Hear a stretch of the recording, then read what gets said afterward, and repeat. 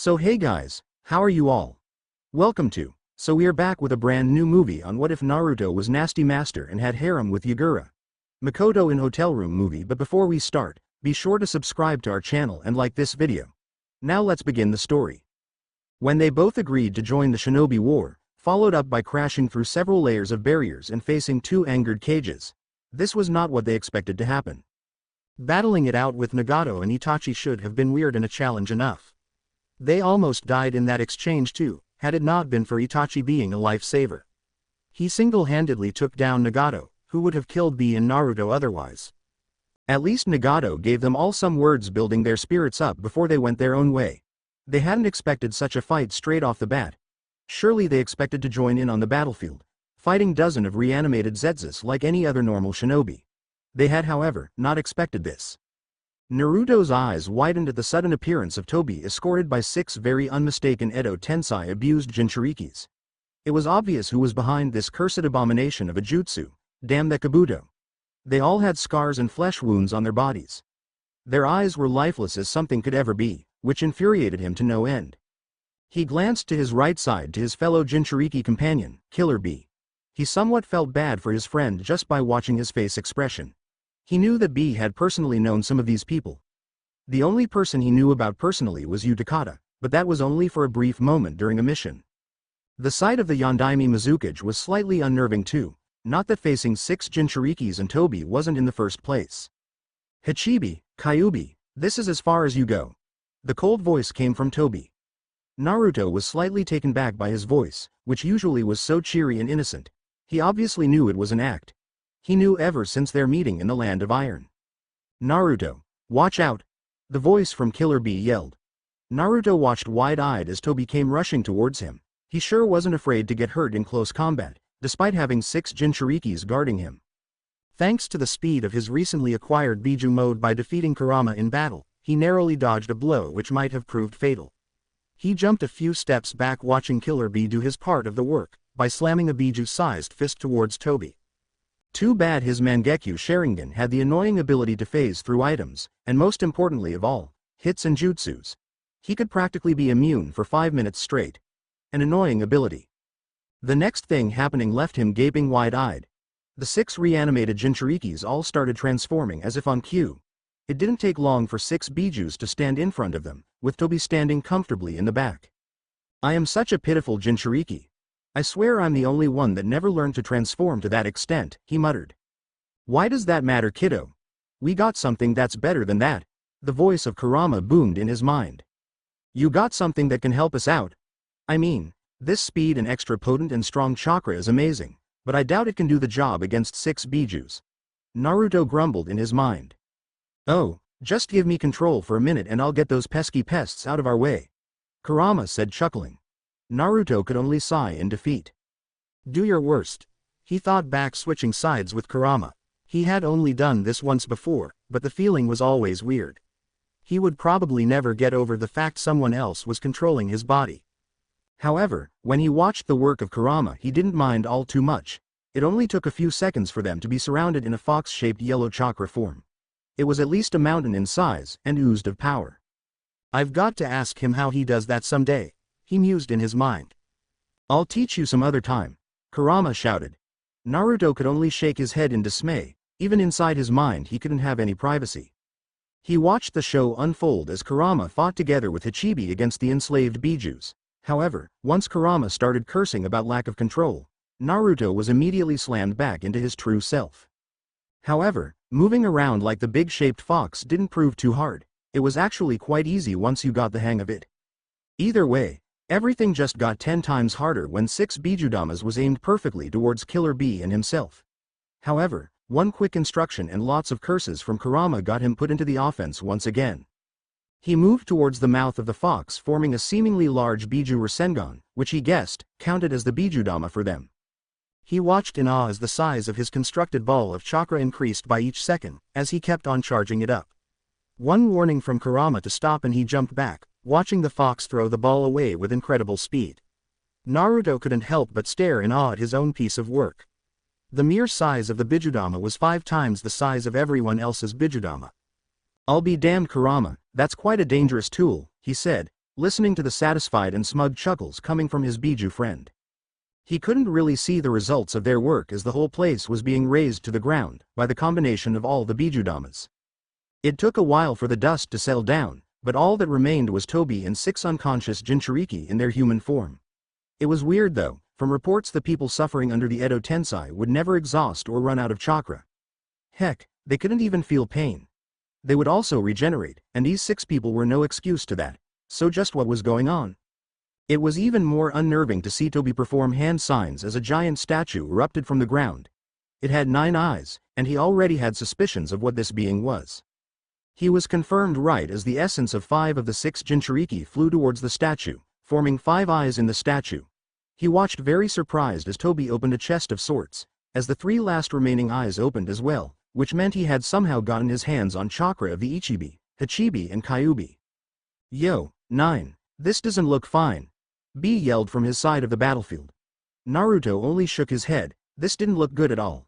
It was plain horrible. But he still didn't understand why he left one eye open, and the Mizukage stayed behind as his Edo Tensei. Perhaps he needed protection, and a cage was as good as any. It only got worse as his fox-shaped form disappeared, due to Kurama exhausting himself. He watched in slight fright or relief that 2 people arrived just next to them. Guy and Kakashi had arrived, for whatever reason and how, he didn't know. Kakashi-sensei, Guy-sensei, what are you doing here? It's not really a proper place to be, you know, he somewhat hissed back at them. He wanted to curse them for being reckless idiots for even thinking of going to a huge Biju battle. You know Naruto, those who Kakashi started. Abandon their teammates are worse than trash, yeah, I know. Damn. Anyway, we got some problems here. Toby just summoned some huge statue which somehow absorbed chakra from 8 of the Bijus. I don't know how he got his hands on Kyubi and Hachibi though, he muttered at the end. There have been reports of some brothers from Kumo who lived in the stomach of Kyubi for 2 weeks. They had to eat its flesh to survive, and they did. The after effects was similar to a pseudo-Jinchuriki, they could call upon the vile chakra of Kyubi to a certain extent. Kakashi explained. It was reported that they had indeed been reanimated by Edo Tensei, which might be the reason Toby got his hands on Kyubi's chakra. And I might have lost an arm against that Sasuke guy, but don't worry, we'll work this out like a charm, B said as he jumped next to them. Well, that's just fantastic, Naruto said groaning. So what's next? Jubi? I really don't hope so. It doesn't look like the Jubi to me, it seems pretty deaf to me, Kakashi muttered. Don't jinx it, Naruto shouted, watching as the statue started moving. I hate you sometimes, Kakashi-sensei, Naruto said, sighing. Sorry, Kakashi muttered. Okay, just hang on tight. This is gonna be one hell of a ride. He shouted, ignoring B's anime tears of joy scribbling down on his notebook, before he took off towards Toby, wanting to end this by finishing the summoner off. To his surprise, it wasn't Toby charging towards him, but the Yondaime Mizukage Yagura instead. Kakashi, however, was watching wide-eyed as Toby somehow formed a dimensional rift with his Mangekyo Sharingan. Something Kakashi thought he only was capable of. Naruto, watch out, he shouted as he used his own Sharingan eye to erase the other rift. He didn't expect the 2 rifts to somewhat mix and expand. He could only watch wide-eyed as Naruto and the Edo Tensei Mizukage got dragged into the rift, watching them fade away as the rift closed. Well. Damn. Kakashi muttered. Yo bro, fool ya fool. Which side you on? B complained. From here on out this timeline doesn't really matter. He impacted at the ground with a loud thud as he groaned in pain. He was lying on the ground for what felt like an eternity with a dizzy mind, not really knowing what was going on. He coughed as the dust from the impact hit his nostrils. He finally paid attention to his condition as he coughed blood. From a short inspection he noted that his body was anything but normal. It felt shorter and more fragile, as if his legs and arms had been cut in half. The boy knew that the injuries wasn't faithful despite his dreadful thoughts, but they were painful and annoying nevertheless. However, his injuries was second priority for now. Kurama would always heal a loose limb anyway, but that brought another question. Where the hell was Kurama? And who was this other being inside him? The thought of Kurama being gone worried him more than he would dare to admit. He didn't want to think about it. For now his main priority was his body, which wasn't, or at least didn't seem like, his real body. His legs and arms were shorter than he remembered them. With great reluctance he forced his eyes open once again despite the dust aching his eyes. He glanced at his body and gasped in shock. He was right in his conclusion. This didn't feel like his real body, because this wasn't his real body. The situation was insane in his opinion. He was stuck in a kid's body, or at least he thought so. He ran his hands through his hair, eyes widening in panic at the lack of spiky hair. He ripped a lock of hair out, watching in horror at the color. It was light gray. He ran his fingers over his cheeks looking for whiskers, only to find nothing. Just what the hell is going on? This is not my body. He came to a weird conclusion in his mind. He was somehow given a new body, which wasn't his real body, which somehow happened as he was sucked into a rift along with Yagura. Completely, utterly insane and impossible, he concluded. The thought worried him more than he would admit. He had often seen Obito and Madara perform a technique with their eyes, sucking items or persons into their eyes. Nobody knew what happened to the victims of that specific jutsu, and he was still slightly confused even though he was on the receiving end of said jutsu. He had felt his body stretch to impossible lengths as he swirled into Obito's and Kakashi's rift. It had been a weird and uncomfortable experience, but it had been short and he was grateful for that. He had impacted with the ground shortly after with a younger body, in a forest clearing. Many things could have happened. He might be in a genjutsu, although the idea was unlikely. Kurama would dispel any genjutsu coming from an Uchiha. The fox simply wouldn't allow the influence of an Uchiha to be near them. But Kurama was gone, and something else lingered in his body. He might have arrived in a different dimension for all he knew, or simply been thrown away to a random place in the elemental countries. He shook his head in denial. That wasn't a possibility. He wasn't stupid. He knew this was Hino no Kuni. He knew the place from his many travels. Whatever happened had sent him away from his real home into somewhere else entirely. The Hino no Kuni he knew was a battlefield, and the smell of smoke and the sound of explosions was lacking. He sighed, forcing his body up in a sitting position, but with no success. His body was clearly hurt, and despite his best efforts the pain would always push him back to the ground. Being a kid again sucked pretty badly in his opinion. He didn't know if he should feel relief or worry as he heard a group of people speak not too far away from his location. His impact obviously caused a bit of a commotion, and such a situation would normally be investigated by ninjas. It was over here. It doesn't seem like a battlefield in my opinion, it's just a random crater. Look. There's somebody down there, Okami. It's a kid. He heard someone shout. He felt like rolling his eyes, if only they knew. He needs medical attention, one of them muttered just loud enough for him to hear. He's obviously wounded. He's in a bad condition. Naruto forced his eyes open once more, groaning in pain as he opened his mouth trying to speak but to no prevail. He started coughing blood once again, but this time it lasted for quite a while. Maybe I underestimated my injuries. The kid is still conscious, one of them shouted. He's obviously in pain. Can someone give him some medical attention? Another Kunoichi asked. Naruto didn't try or bother resisting as someone pressed a needle into his skin. He gave a soft moan. Seconds later he blacked out, welcoming the bliss of sleep. It was night when he finally woke up. He didn't recognize the area or place specifically. It seemed like a hospital if he had to guess, which someone had been kind enough to bring him to as he healed. The room only contained a table, a chair and a soft bed. His body had been bandaged, which he had to chuckle a bit at. His body looked like a mummy, which humored him slightly. He could feel his injuries, but he had felt worse in the past and didn't struggle too much to stand up once again. As he sat in his bed his mind was running wild with several confusing memories and previous deeds he never remembered having done. The confusing part is, these memories didn't belong to him, but Yagura. He remembered that he is a 7-year-old academy student training in Kiri. His name is Kenji Yagura. A prodigy in fact. He's skilled in genjutsu, ninjutsu and kenjutsu. He is the chosen Jinchuriki of the Sanbi, due to his family being closely related with the Nidame Mizukage.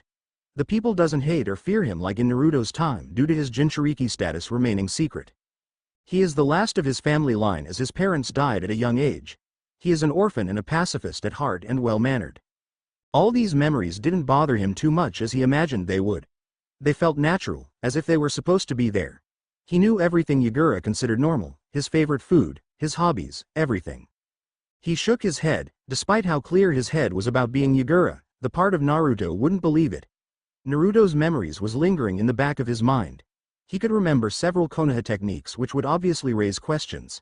He knew of Akatsuki's deeds, and Yagura's future deeds. He knew about Yagura's future fate as a puppet to Madara, only now he was Yagura. The part of Naruto felt like screaming in horror and panic, and the part of Yagura felt curious and excited. They were two different yet similar beings in the same body.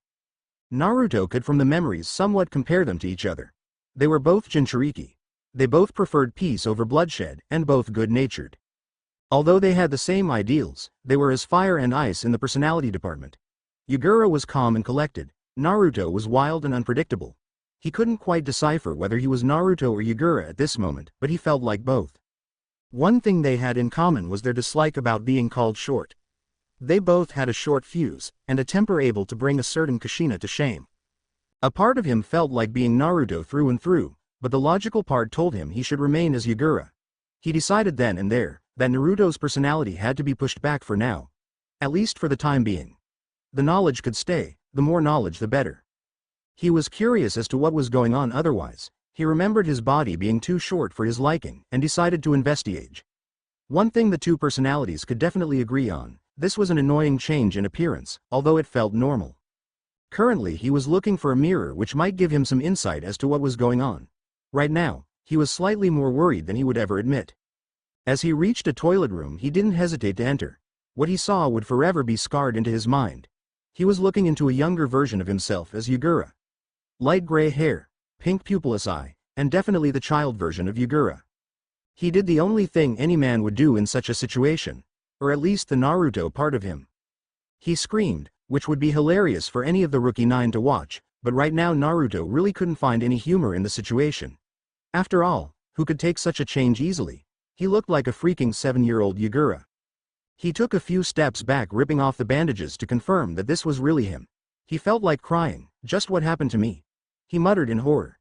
His blonde hair, his blue eyes, whisker marks, they were all gone. He sat down on the toilet as he rubbed his temples. As he finally calmed down he tried to remember what had just happened. He had landed in a clearing with a hard impact after getting sucked into that Kamui along with Yagura. The only logical point he could come across was that he had taken over Yagura's body. They had both been pulled into the rift, and seeing as Yagura was already dead there was no life force for him to live on. The rift had to his own conclusions so far, sent him into the past where Naruto wasn't alive yet, and seeing as he didn't exist he had somehow robbed Yagura of his body as the only living being of the two. Insane, crazy, and completely utterly insane, he muttered under his breath. He had robbed a freaking Mizukage of his body somehow and taken his memories. He felt like a mix of Yagura and himself. The experience was too weird to describe for him. His eyes shut wide open at that. Holy shit, he muttered as he almost ripped off his shirt. He forced chakra to his stomach as a seal appeared. He almost wanted to cry as the seal appeared. It wasn't the same as the Shiki Fuin, but completely different. He quickly went into a meditative stance. He had to check out the possibility of this crazy turn of events. As he did so he appeared inside his mindscape next to a familiar gate. However, the being inside was anything but familiar. It looked like a three-tailed turtle sleeping with deep breaths. All Naruto could do was stare wide-eyed, mouth agape. Damn, he muttered as he once again left his mindscape. He went back to his thinking of just what had happened to him. After the hard impact with the ground he had heard a couple of people call out to him. They had seemingly helped him judging by the bandages and whatnot. His next course of action would be to thank them. He picked up the bandages and strapped them around his injuries once again. He didn't want to look like a complete idiot ripping off his bandages for nothing. As he sat down on the bed once again his thoughts ran off to another topic. Kurama was nowhere in sight, or at least wasn't present within him, and the thought unnerved him more than he would admit. He had finally gotten along with his Biju friend, just to lose him and get a new one? He didn't want to believe in fate, but sometimes, fate is cruel. I'll be referring to Naruto as Yagura from now on. This probably means Kurama is inside Kushina at the moment. Yagura thought. He wondered if Kurama shared his knowledge of the future, and if he did, how much would the future change? He really hoped Kurama wouldn't do anything stupid with this knowledge. Not that he's able to, he's probably still under lock in a seal. The thought made him smirk in amusement. His thoughts ran off to something rather personal. His previous clothing didn't hold too much sentimental value, but he still liked the design. He would have to request for the ragged clothes back. He was slightly more worried about his weapon though. It was a hook-ended staff with a green flower located on the larger end.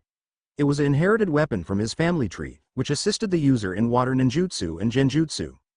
The staff was also a part of his close combat style. It wasn't only beneficial for his ninjutsu, but taijutsu and kenjutsu as well. With sweetened chakra flow, his strikes would be slamming powerful water strikes wearing down the opponent. Needless to say, The staff wasn't too important for the Naruto part. But for Yagura, the staff was a very important part of his combat style. Not much else is known about the weapon, other than it was the Nidaime Mizukage's creation and a gift to his family tree. He was the last of the line, and inherited the staff. He would have to demand it returned. He was broken from his musing as someone knocked on the door, quickly entering. The sight made Yagura mentally smile, frown and worry. The man entering the hospital room was none other than Sarutobi Hiruzen, the Sandaime Hokage. Normally this would be a great sight to behold for Naruto, Yagura, but he wasn't that dumb. He was a different person now, and a Jinchuriki to boot. The Hokage wouldn't visit just any injured child, just for the sake of visiting. Normally people entering Konoha without allowance would get interrogated. Him being a child probably gained him free access, due to being a child. The fact that Hiruzen actually took his time to visit him could only mean one thing. He knew about his Jinchuriki status. "Hello, child. How are you?" Hiruzen asked in his usual grandfatherly tone. The voice almost made Yagura smile, almost. He wasn't stupid. Hiruzen was using a method used on children all the time. He was being kind, warm and welcoming, getting said child to open up. "I'm fine, thank you. Sorry for asking, but where am I?" Yagura asked, looking out of the window confused. "You're in Konohagukare no Sato, young one." "Oh." Yagura muttered, a bit wide-eyed. "How did I end up here?" "A few of my shinobi found you on their travels. You were heavily wounded. Do you remember what happened to you?" Hiruzen asked. Yagura shook his head. "No, I'm sorry, I can't remember." "Do you have any family?" Hiruzen asked. "No, I'm an orphan. My family died when I was young." Yagura replied. "Which reminds me. Did your ninjas somehow pick up my clothes and staff?" "The staff holds sentimental value to me as my only family heirloom." Hiruzen nodded. "Your belongings are safe, don't worry about that." Yagura crossed his arms with a satisfied smile and nodded, although he knew the staff was his least bit of worries right now. He somewhat realized just by crossing his arms with that smile, that he had uncontrollably just used one of Yagura's antics. "Where is your home?" Hiruzen asked. "Kirigakure no Sato," Yagura replied nervously with the smile faltering. "I thought so," Hiruzen said, taking a puff from his smoking pipe. "How is Kirigakure to you?" Yagura's eyes narrowed slightly in a thinking pose. "It's hard to describe. I like Kiri, although the ninjas are harsh. I think the Mizukage is slightly, insane," he said, rubbing his neck nervously. "Kiri is my home, but I can't say I love it there. People are harsh, there are many poor people.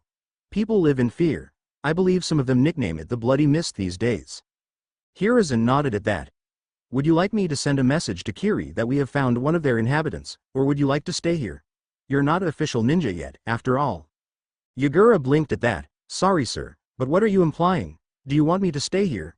And why would Kiri care enough about one of their average civilians in Konoha? At least that gives me an alibi for not knowing of my tenant yet." Hiruzen chuckled. "You're quite a special child, you just don't know it yet. You'll find out someday. What I imply is, do you want to stay in Konoha as a citizen? Perhaps a shinobi?" From Yagura's memories, war is soon coming up. It is not unheard of for people to defect to other villages while under pressure, or spy missions where they might grow attached. Jinchuriki is something completely else though. Hiruzen, you're playing a dangerous game. War is coming up, and this might very well be the catalyst. While I'm not a missing nin, Jinchuriki is still considered a country's property. "I don't know. You're giving me quite a hard choice, sir. I haven't even seen the place yet," Yagura replied. "I guess you can be set on a trial, sort of. Consider living in the village for a month and decide afterwards?" Yagura considered this and nodded. It was an alright deal, and Konoha was far more likable than Kiri, especially in the upcoming times. "I would like that, sir." Hiruzen once again moved towards the door. "I'll bring you back your belongings tomorrow evening when you'll be checked out. Until then, rest. By the way, what's your name?" "Kenji Yagura, sir." "What's your name, and who are you?" Yagura replied. "A Kenji, huh? Interesting. I haven't seen one of those in ages." He wasn't joking about being the last of a family line. "Sarutobi Hiruzen, the Sandaime Hokage," he said, chuckling worth mirth at the wide-eyed expression on the kid's face as he left the room. "I'm a great actor, I still have it in me," Yagura thought with a mental smirk. Not many could mislead the Hokage like that. Still, he didn't lie at all, but he didn't tell a lot of information either. Especially when implying he didn't know of his tenant. But then again, it's not like a 7-year-old would have information worth interrogating. How wrong they were. The next day was quite boring to Yagura. He spent most of the day sitting in the windowsill overlooking Konoha. The view from the window was always a weird sight to behold. This Konoha was different than his own in many ways. This Konoha was larger, bigger and more populated due to being prior to 2 shinobi wars and a Kyuubi attack. The fact that the Konoha in his time is under rebuilding was a big change as well. Still, the busy Konoha oozing with life gave him a sting of nostalgia. He wanted nothing more than just run out on the streets and perhaps cause mischief and have fun. However, Yagura's personality kicked in, and he could almost hear Yagura's part mock him about being immature. It felt weird having certain urges, which seemed right and wrong at the same time, but Yagura reasoned it would take time getting used to. Still, the Hokage monument looked extraordinarily weird, lacking 2 heads. He didn't mind the lack of Tsunade's head, since it was fairly new to him. However, the lack of Minato's head looked weird, as if something was very wrong. Minato had after all been his idol for many years as Naruto. He was taken away from his musing as the door opened and in walked Hiruzen along with a younger-looking Jiraiya. He didn't quite know why he was coming along, but shrugged it off. He knew that some of the higher-ups knew of his presence, and his tenant. He was under watch, and he knew it.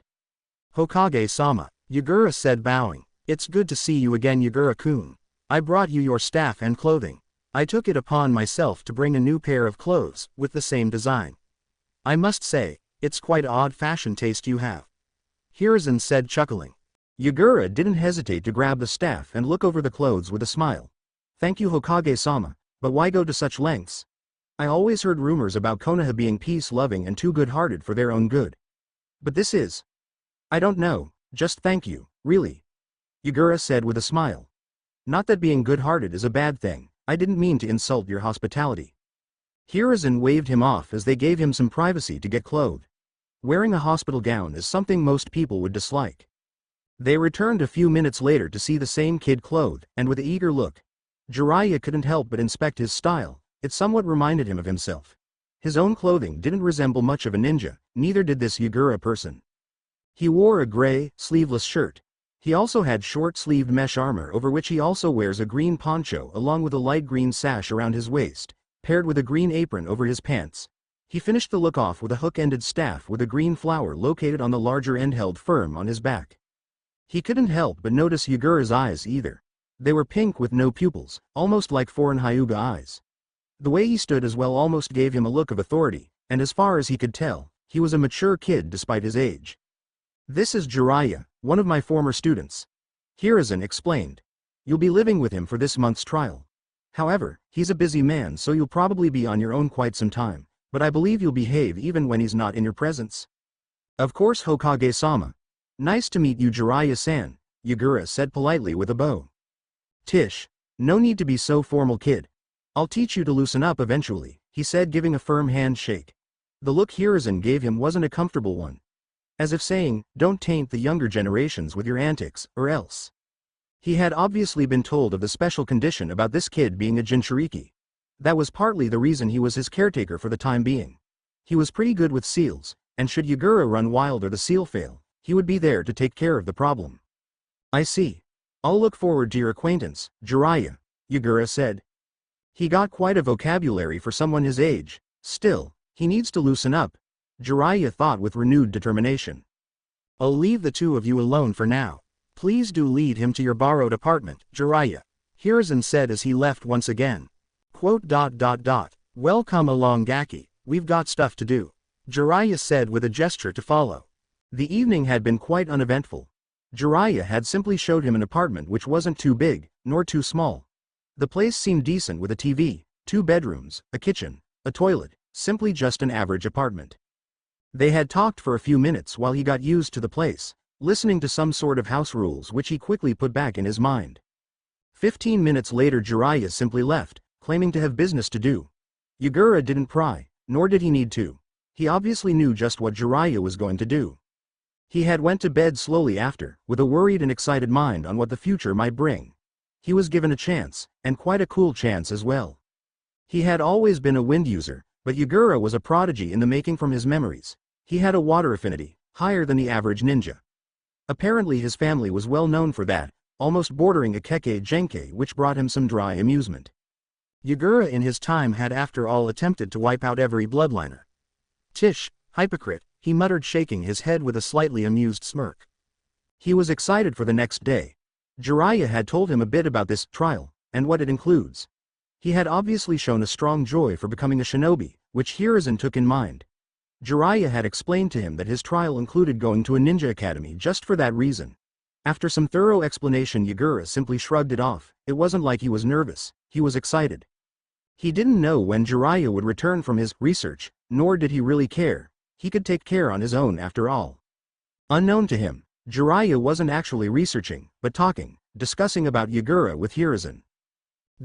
I understand how much Konoha is gonna benefit from someone like him.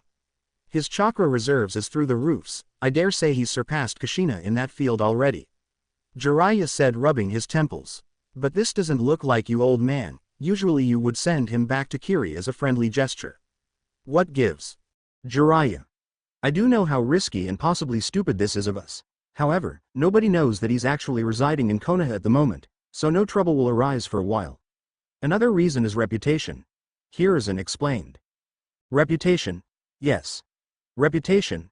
The council has been complaining about me being passive, not being aggressive enough, especially in times like these. They claim that I am wasting Konoha's potential, and that it is time to do something drastic. Show the world that we aren't weak, Hiruzen explained. By accepting a stranded Jinchuriki. Who knows, the kid might as well have been kidnapped. I dare bet 1,000,000 ryo that Kiri is in panic right now, losing their living weapon, and you let this happen. Why? Reputation isn't a good enough reason. First of all, the fact that there is no clue leading towards Konoha only makes the situation better. Besides, it's not like I forced him into Konoha. If his reaction to my questions had given me the idea he would rather stay in Kiri, I would have sent him back. He told me in an indirect way he's disagreeing with the Mizukage's ideals, and their bloody ways overall. So it's pity? Jiraiya said with a smirk, meanwhile shaking his head in amusement. Pity? No, I didn't do this out of pity, but I can't deny that this Yagura will live a better life here than in Kiri. Right now his Jinchuriki status isn't well known, only among the two of us, not even Yagura knows. I told the medic to swear on secrecy not to mention of his seal as well, and I doubt she knows what the seal is meant for. As far as shinobis and civilians think, the bijus are myths. His status is the same as Kushina's, if not more secretive. But the moment Kiri takes notice of him, there is hell to pay. They will target Konoha, while portraying us in a bad light. Nonsense. All it takes is a public reply from Yagura that he willingly joined Konoha. Every village obviously knows that we subtly hinted for him to join due to being a Jinchuriki. But they can't hint, or pay us back with petty reasons such as revenge for something Yagura willingly chose to do. Hiruzen said. Still, it gives a bad light and reputation towards Konoha. Jiraiya said. Perhaps not.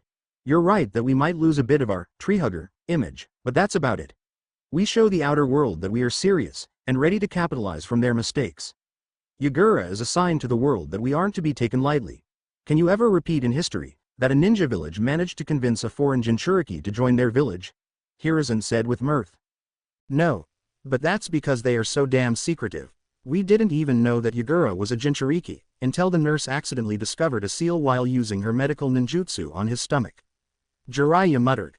That fact alone is beneficial to us. Most Kiri ninjas won't know of his burden, and if we're lucky, they might never catch on to us until years later. Besides, war is coming up soon. Most countries won't have time to care of us stealing Kiri's property, he said with clear distaste on the word property. This might just be the catalyst for the war start, Jiraiya explained. It might be, but I doubt it. Kiri isn't strong enough to open up the war, or charge towards Konoha. Besides, this will only be known as spoils of war within a decade. Don't worry too much about it. How is the kid anyway? He's abnormal for a kid. He's way too intelligent and well-mannered. I hate to say it, but he's the opposite of me in that age, Jiraiya said dryly. He's too mature for his own good. I swear he's like a 7-year-old, with a mental age of 50, he joked, chuckling. As expected of a Kenji, Hiruzen said, grinning, he takes after his family, I don't mind. He will probably loosen up a bit when playing along with friends in the academy. He didn't tell me much, but I dare say that the Bloody Mist isn't one to treat their Jinchurikis with the well-being they deserve. I'm looking forward to see how well developed he is in the ninja arts, however. Jiraiya nodded. When we talked, he explained his water affinity. Apparently he already knows Suiden ninjutsu and taijutsu.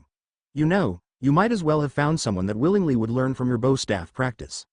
Most of his fighting style revolved around that staff: genjutsu, ninjutsu, taijutsu, kenjutsu. Everything. Hiruzen smirked. Perhaps. I'll be looking forward to the future then. It's a long time since someone challenged me in a bow staff spar.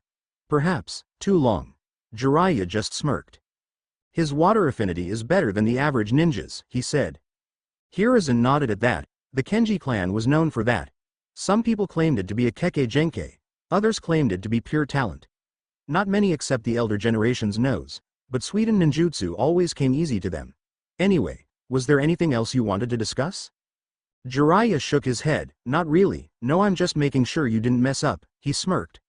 I'll be leaving then, I got a kid to take care of, I suppose. Although, he really needs to loosen up. Hiruzen simply shook his head as Jiraiya left the room. I wonder when it's time to tell Yagura about his burden. Either way, things are certainly gonna get interesting in the future, Hiruzen muttered with a grim expression, thinking about the future war. Hopefully this is a good choice. With that said, Hiruzen once again continued his work to his best ability. When Jiraiya told him about his random intervals of visits, he wasn't kidding. Yagura almost felt like the home belonged to him, and him alone. Jiraiya was never at home, and he was no fool not to realize Jiraiya wasn't a person to slack off in one place only. Jiraiya had always been a traveler, and as such walked around the world to view all of the world's wonders. Babysitting was not one of his favorite parts. Sure, he made sure that there were plenty of food, but that was about it. Yagura didn't complain though, he used this isolation to gather his thoughts. He was surprised at how easy and calm he took this situation. Needless to say, Yagura had a positive influence on his personality in this sense. He would later realize how beneficial Yagura's traits actually was. He would remain focused on a topic, whether it be boring or not. Naruto never had this ability to stay calm and learn from a verbal perspective.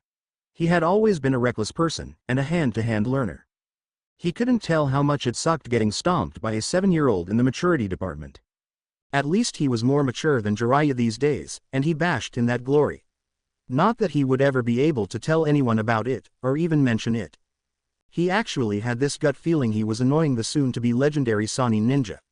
His calm and confident authority attitude, which almost was a contrast to his old self, which could almost be mistaken as being stoic, definitely annoyed Jiraiya. The older, always cheerful and joking ninja, and the little kid who displayed maturity way above his years. Yep, Yagura was definitely an annoying enigma to Jiraiya. He had within a day attempted many attempts at Yagura opening up, which he did, just not in a way Jiraiya preferred. The answers to the questions was replied with a vocabulary way above his years, and an air of authority which seemed so foreign to a kid, although Jiraiya was pleased with his manners. But still believed he needed to loosen up. Most parents or adults would relate him to a noble if anything. Heck, Yagura didn't find his attitude to be bad, quite the opposite in fact. Still, it brought him amusement of how Jiraiya kept on losing his calm. Yagura in his memories as Naruto could easily remember Jiraiya and the way he acted around kids. It was something he took great pride in. He was great with kids and always able to make them laugh. The fact that Yagura only cracked a smile or smirk and a quiet laugh once in a while was almost a defeat to him. Yagura did it on purpose though, but Jiraiya would never know that. The trickster side of Naruto was playing in, and if the calm and somewhat stoic attitude was an annoyance to Jiraiya, then it was well worth staying that way. He had woken up an hour before the academy start and eaten breakfast with Jiraiya, who repeatedly cracked jokes, asked questions, tried to embarrass Yagura. Tried was the keyword, he tried to get a reaction. Bah! I give up, you're a really boring kid, you know that, Jiraiya hissed through clenched teeth. I take offense to that, Jiraiya-san. It is not a sign of maturity, nor a proper way to behave like an adult such as yourself, berating children by their behavior, especially when it is uncalled for. Yagura said, taking a sip from his cup of tea. You're one of the weirdest children I've ever met, Jiraiya muttered, glancing at Yagura. I suppose my upbringing is at fault here. No child should be blamed for the mistakes of the parents, or in this case the adults. My previous choices, or orders or chores, has made me into what I am, he said, mentally clapping himself on his shoulders. Jiraiya could swear he saw a faint smirk. Yagura, Naruto was quite sure Yagura was never like this. Perhaps Naruto's knowledge and Yagura's authority in unison worked better than he could ever imagine. Besides, he smirked, your jokes are dull, however your ninja tales is actually interesting. As expected of an author, I suppose. Jiraiya chuckled. Yeah, my stories aren't too shabby, I suppose. How do you know I'm an author though? Yagura pointed at a scroll in the living room. When you left yesterday, I sticked around for a bit. I found a scroll listed as tools, and thought it'd be something like a knife which I was looking for at that moment. I was quite surprised to see a pen, a notebook, a sealing kit as well as a brush. Judging by that, you're a ninja interested in the sealing arts, and an author. Interesting choices. Jiraiya's face mirrored that of a fish for a moment before he laughed. You're quite a special kid. You knew how to unseal from the scroll. Yagura nodded. Hi. Sealing scrolls aren't too advanced. After all, using a seal is not hard, it is the creation of the seal that takes skill and experience. Jiraiya nodded. That's right, but how do you know? I've never tried by myself. I was curious to try once upon a time, but the man that inspired me held me off. He claimed it to be too dangerous without experience and precaution. Needless to say, I took his words to me when he accidentally blew himself up with a new batch of self-created explosive tags a week later. Yagura said, frowning somewhat. And that doesn't scare you the least bit? Jiraiya asked. Are you crazy? It scared me shitless, Yagura said, chuckling, smiling with crossed arms. But the art seemed interesting. It seemed never-ending. The amount of possibilities with the art can go on to no end. Imagine creating a seal made for time traveling or dimensional traveling. All sorts of sealing arts, it's just too exciting to be honest. Jiraiya laughed at that. Seems like you took a liking to Defuinjutsu. I like your reasoning as well, that was my own reason for taking the art up as well. Not many people are taking up the sealing arts. And those who do, usually end up injuring themselves. If you're lucky, kid, I might just teach you someday. That'd be an honor, Jiraiya-san. Anyway, I'm better off now. The academy starts within 15 minutes. Nonsense, kiddo, Jiraiya said, still smiling. I'll take you off with a jutsu when the time comes. For now, let's talk. It's the first interesting conversation I've had in a while, and the first one with you that doesn't drive me nuts. Yagura smiled back. Of course. The jutsu you're talking about doesn't happen to be Shunshin no Jutsu. He asked as the conversation went on and on from there. It was a nostalgic sight that met Yagura's eyes as he along with Jiraiya's Shunshin arrived in the training grounds at the academy. The academy still looked the same, although the students was different. He couldn't complain about that, after all, he too was a different person both in the flesh and mind too. Thanks for the trip, Jiraiya Gigi, Yagura said, grinning at Jiraiya's widened eyes at the nickname. It seems I managed to get a rise out of you, before you did to me, huh? Yagura said, still grinning. Jiraiya smirked though.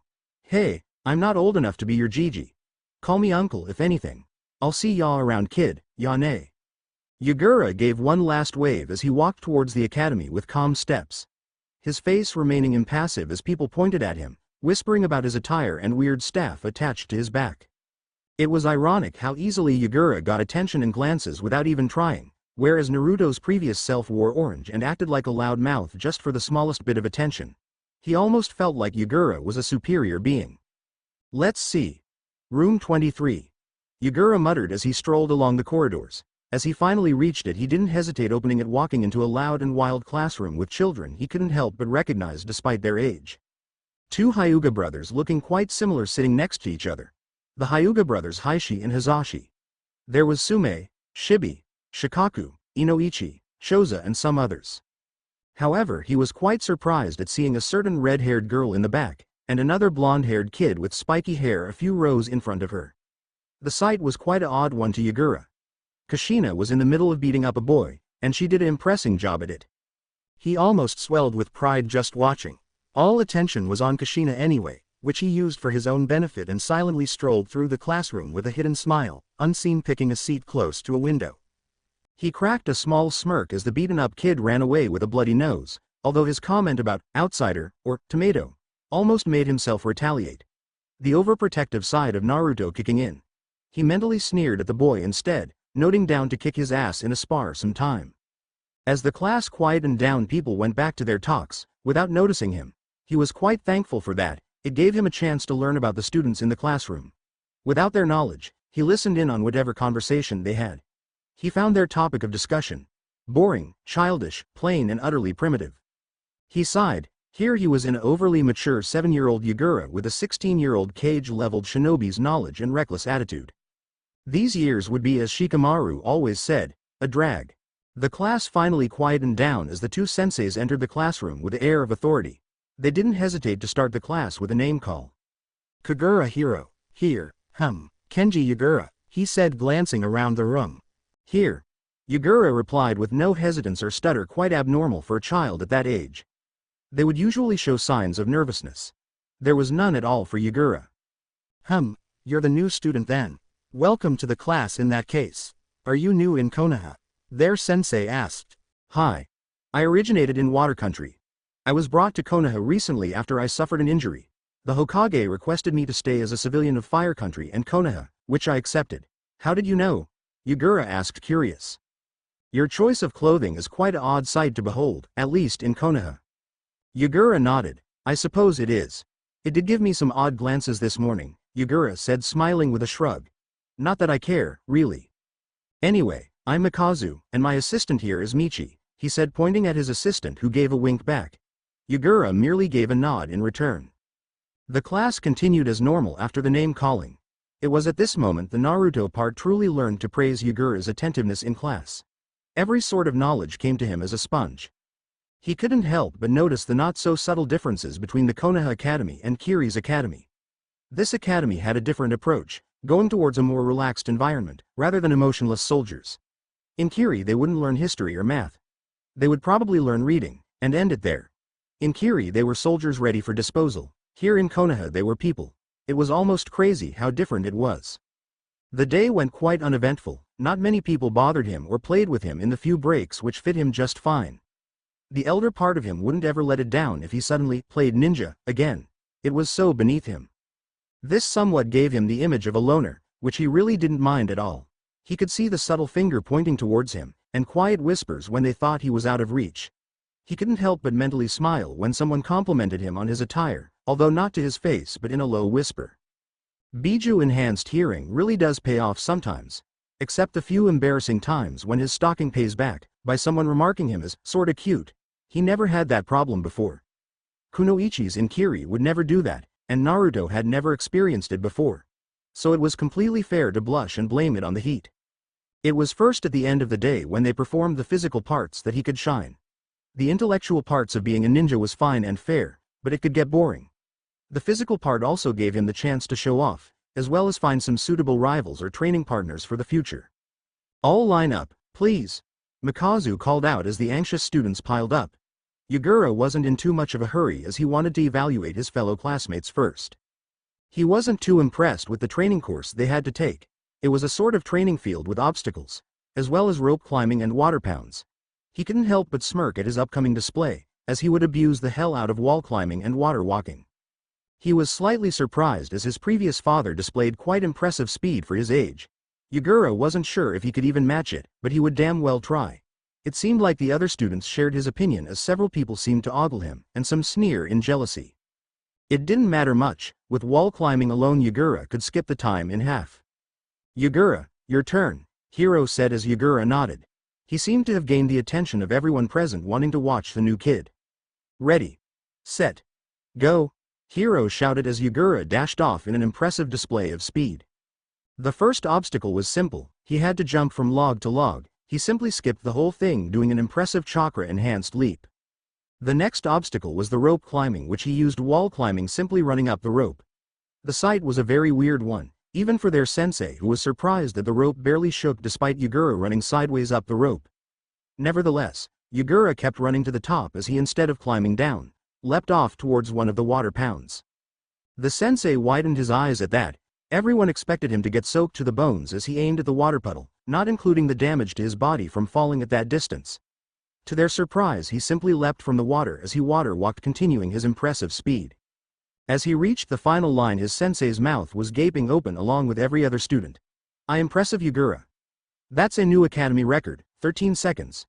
You beat Minato by 45 seconds, he said as if not believing it himself. Yagura gave a nervous, yet confident smile back as he rubbed the back of his neck. Perhaps he overdid it just a little bit. Heh. Gotta love wall climbing and water walking. Yagura said sheepishly. Mikazu and Michi both laughed out loud and left it at that. Class, line up in 5 rows as usual. We'll practice shuriken throws the next 20 minutes and end up the day with a sparring session. Michi called out. Yagura wasn't too impressed with the skill displayed, but then again these kids were 7-year-old and shouldn't be very good at anything. It wasn't their fault they were standing next to a previous cage-leveled shinobi, who somewhat abused his knowledge to no end. And abuse that knowledge he did. He kept on aiming straight on the target, earning full scores every time. He did receive a few odd glares of jealousy, and some subtle other stares, although he stayed indifferent and acted unknowingly. By the end of the session his sensei had applauded him quite a few times, commenting on how good he was. He didn't really think it was smart doing so in front of all the other students. His chance of getting friends was quickly reduced. Damn jealous brats. Yagura thought, sweat dropping. Line up in 2 lines this time. We'll finish the day with spars for now, Mikoto said as the students once again lined up. Yagura was once again at the end of his line, but he did notice to his surprise and intrigue that someone purposely put themselves in the back of the other line, as if wanting to fight him. He would welcome it with open arms. He wasn't one to back down from a direct or indirect challenge. When the other students had finally completed their spars and only 2 people remained, Yagura could finally get a clear view of his opponent. She didn't look like much, brown wild hair, clearly a tomboy and a Inuzuka. Yagura against Sume as the last spar. Please enter the ring, Michi said as they did so. Yagura took a firm hold of his staff while standing in his combat stance. He really hoped that weapons such as staffs was allowed. He had wanted to spar with it for a long time and try it out. Yagura, weapons in these spars are restricted. Yagura mentally groaned at that as he put it back on his back, taking an odd taijutsu stance unknown to the 2 senseis. It was a mix of Lee's strong fist style and Jiraiya's toad slam style. Go! Mikoto called out as Sume dashed towards Yagura with impressive speed, which took him off guard. He attempted to parry the attack, but found his arm length to be lacking, which resulted in her getting the first hit. Yagura took the hit in stride as he stood back up. This time he was the one initiating the strikes. He was very impressed with Sume's taijutsu, but then again, Inuzuka's was always good at taijutsu.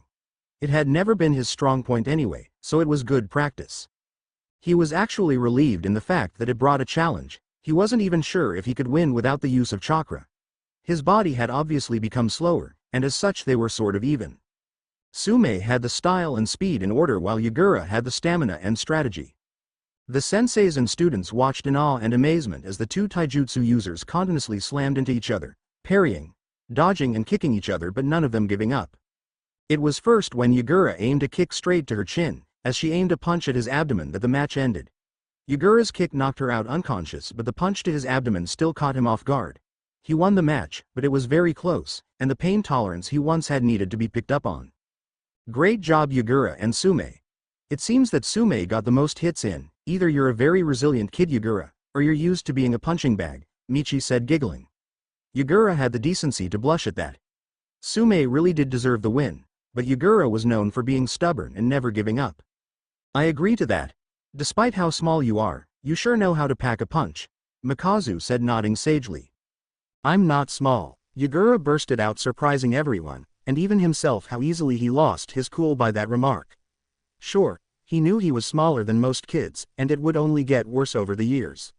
But that remark made him furious either way. Oh okay, sorry, Mikoto replied, sweat dropping. Yagura sighed as he walked away, pouting.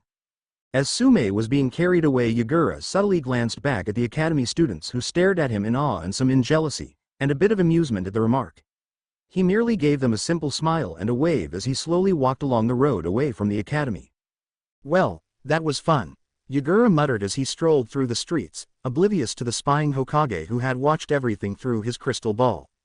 Interesting Gaki, Jiraiya said with a smirk. He's definitely been trained in Kiri, he can already mold chakra properly. Water walking, wall climbing, Sweden ninjutsu, according to himself. He's a talented kid, Jiraiya said. Hi, that he is. Hiruzen agreed. Although, his taijutsu is lacking. I dare say he only won that spar due to his tenant affecting his resilience and stamina. Jiraiya chuckled, no doubt about that. He took more beatings than I usually do within a month in the company of Tsunade. Still, he's an interesting individual with unlimited potential. He's quick on his feet, highly intellectual, stamina and chakra reserves to the roof. With the right guiding and nurture he can be a valuable shinobi and individual. Both on the battlefield, and possibly politics. Politics? Jiraiya asked, confused at that part. A Jinchuriki doing politics flashed his mind as he chuckled. He's highly calm, confident and intellectual. I see him as highly polite as well, and he clearly has a way with words. He might develop into a strong leader, and a great shinobi. This generation has quite a lot of potential. No kidding. That Minato kid and many of the clan heirs aren't too shabby. That Inuzuka from the spar clearly has talent and strength to boot. Jiraiya added in. Hi. And I do believe Yagura's presence is healthy for Minato too. I'm almost too certain that Minato will see Yagura as his rival, and further progress in the shinobi arts. Perhaps they could befriend each other eventually, and Yagura learn to, as you put it, loosen up. It'll be interesting to follow his development. However, his abilities and skills so far clearly points towards genin skill, and his maturity and vocabulary points towards a chunin if not jonin. That is all too impressive for a 7-year-old, but I am not exaggerating. Jiraiya said, quote, "What will you do if the senseis request a early promotion?" That's simple, Hiruzen said with a smile. Deny the request, of course. Yagura is far too young, I believe. Plus, if Kiri catches sight of him, there is hell to pay in early war. And I believe Yagura will become something truly great if nurtured right. He will stick with his age group for now, and it'll stay that way. It'll take an early war for me to change my mind, Hiruzen said. Did you know that he takes interest in Fuinjutsu? Jiraiya said with a smirk. Really? That's quite unusual, especially for a child. Hiruzen said in a thinking pose. Interesting. He's no normal child, that much is for sure. I think I'll take him up on a spar today. We saw his taijutsu moves, but imagine how good he is when using that staff. He did tell us it was his main combat tool. That might be interesting. I might just be watching in on that spar, Hiruzen said. At least I learned one crucial lesson to this spying orb, Jiraiya said, grinning like a madman. Oh, and what is that? Hiruzen asked. I know how to get a rise out of the gaki now. Who knew he was so sensitive about his height? Jiraiya all but shouted. Hiruzen merely face-palmed. Jiraiya. Get out of my office. Hiruzen said, but Jiraiya was already gone. He's such an immature and reckless adult. I wonder if placing him with Yagura was a wrong decision. He muttered, glancing at the paperwork with twitching eyes. Kaden. Gokakyu no Jutsu. Fire release. Great fireball technique. He let out a relieved sigh at the sight of the burning paper as he reminded himself to get a copy of today's paperwork before taking his leave from the office by the window. It was an early evening when Jiraiya finally decided to test out Yagura's current skill level and perhaps get an idea of his potential. Yagura was at that moment busy training in a field, and just by observing Jiraiya couldn't help but admire and look in awe. Yagura was at that moment practicing his Suiden Jutsu control, and just by one look, Jiraiya imagined a future Yagura rivaling that of the Naidame Hokage at Suiden Jutsus. Yagura didn't perform any specific jutsus other than creating a pond. He had afterwards tried to manipulate the water to his will, getting a feel for the water, for future practices with Suiden Jutsus. He knew he was quite prodigious in the arts from Yagura's memories, and from the few history lessons they learned of Yagura while he was in the academy as Naruto, he could literally see the potential. Yagura had been close to the Naidame Hokage's skill level in Suiden Jutsus, and not much else was known other than he was strong. Yagura knew that relying on ninjutsu was a bad thing. He could somewhat see himself excelling in taijutsu and kenjutsu to a proper degree. He was fast and flexible. He was small, which might be an advantage, as he was a harder target to hit. The fact that his combat style, both close combat and ranged combat, relied on one weapon, his staff, made it all better. He could surprise his opponents in close range just by switching completely from taijutsu to kenjutsu to using jutsus. It seemed he still excelled in being unpredictable even as Yagura. Although, this time his unpredictability actually made sense and looked smooth. That's quite impressive for a short gaki like yourself, Jiraiya commented, mentally cheering as Yagura clenched his fists. Ha! I managed to get a rise out of him. Tish, this kid is too easy. I am not short. Yagura shouted back, red in the face from anger. Whatever you say, brat. Jiraiya said offhandedly. So, what is it you're doing? I'm training. Well, that's what I was doing until a certain someone wanted to disturb me, Yagura replied, still glaring. Tish. In that case you should be thanking me. I am offering you an all-out spar against the future shinobi legend Jiraiya, the Gamma Sage. Jiraiya boasted. He knows senjutsu already. Yagura pondered. Although, he never perfected it, and getting aid from Ma and Pa isn't fair. An all-out spar. Do you think you're ready for that? Yagura asked with a smirk, anger all forgotten. I'm not going easy on you, old man. Cocky brat. Tell you what, if you get a hit in on me I'll treat you to dinner, how's that sound? Well, that sounds great. Any restaurant that sells a proper fish dish, and I'm in. Fish? Why'd I like fish of all things? Yagura pondered. Doesn't gakis like yourself usually dislike fish at this age? Jiraiya asked, chuckling. Whatever, come at me. Which Yagura did. Taking a firm grip of his staff, he sweeped it towards Jiraiya, who smoothly leapt above it. Naruto followed up by another kick at the flying Jiraiya, who easily blocked the taijutsu moves from Yagura. It continued like this for at least 20 seconds until Yagura decided for a different approach. He would never get close enough with taijutsu and kenjutsu alone. He had to stick with nin and genjutsu. He attempted another kick as he instantly swiped his staff towards Jiraiya's abdomen. Jiraiya prepared for a quick block, but was left surprised as Yagura called out a jutsu. Water release. Rising corral ripples. Yagura shouted as ripples appeared from the ground, quickly moving towards Jiraiya. It was only his quick reflexes that made him jump away in time. He decided to test his opponent's defensive abilities with a fire jutsu, which should in theory be beaten by Yagura easily. Fire release. Great fireball. Yagura wasn't one to disappoint as he almost subconsciously used a defensive jutsu to wipe out the flames. Water release. Tearing torrent. Yagura said, extinguishing the flames, somewhat smirking as Jiraiya got all wet. It was a defensive technique, and didn't do any harm, but Jiraiya getting wet was only a bonus. At least he felt great about it, until the wet Jiraiya poofed away. Cage bunshin. But then. Gah? Yagura thought as his reflexes saved him from a strike from the perverted sage. It seemed Jiraiya wanted to test his taijutsu and binjutsu, kenjutsu. Yagura could tell Jiraiya was holding back, but he didn't mind. This meant that he could finally go all out and test his limits, and he could very well say he was beyond pleased. For a 7-year-old he truly did kick ass. They kept at it for another 5 minutes until Jiraiya decided enough was enough. He did another fire release. Great fireball. This time, however, Yagura surprised Jiraiya immensely with one jutsu. Water release. Water mirror technique. Yagura shouted as he smoothly oscillated the staff in circles. Once the fireball collided, the somewhat big fireball reflected back towards Jiraiya, who kawari-med away. Impressive technique, Jiraiya muttered under his breath with a smirk. He continued his parade of attacks again, surprising Yagura with a kick to his stomach, sending him flying. Yagura didn't bother standing up after that. He was exhausted, and standing up at that moment wasn't one of his urges at that moment as he struggled to get some breath. You're quite good, Gaki. I won't go as far as to say you could rival a Jonin, but you're definitely near the Chunin level. Your water jutsus are done to perfection, and your taijutsu isn't too sloppy either. You pass, let's go get some food. Jiraiya said, complimenting Yagura, who gave a weak smile back. Jiraiya and Yagura had just finished eating.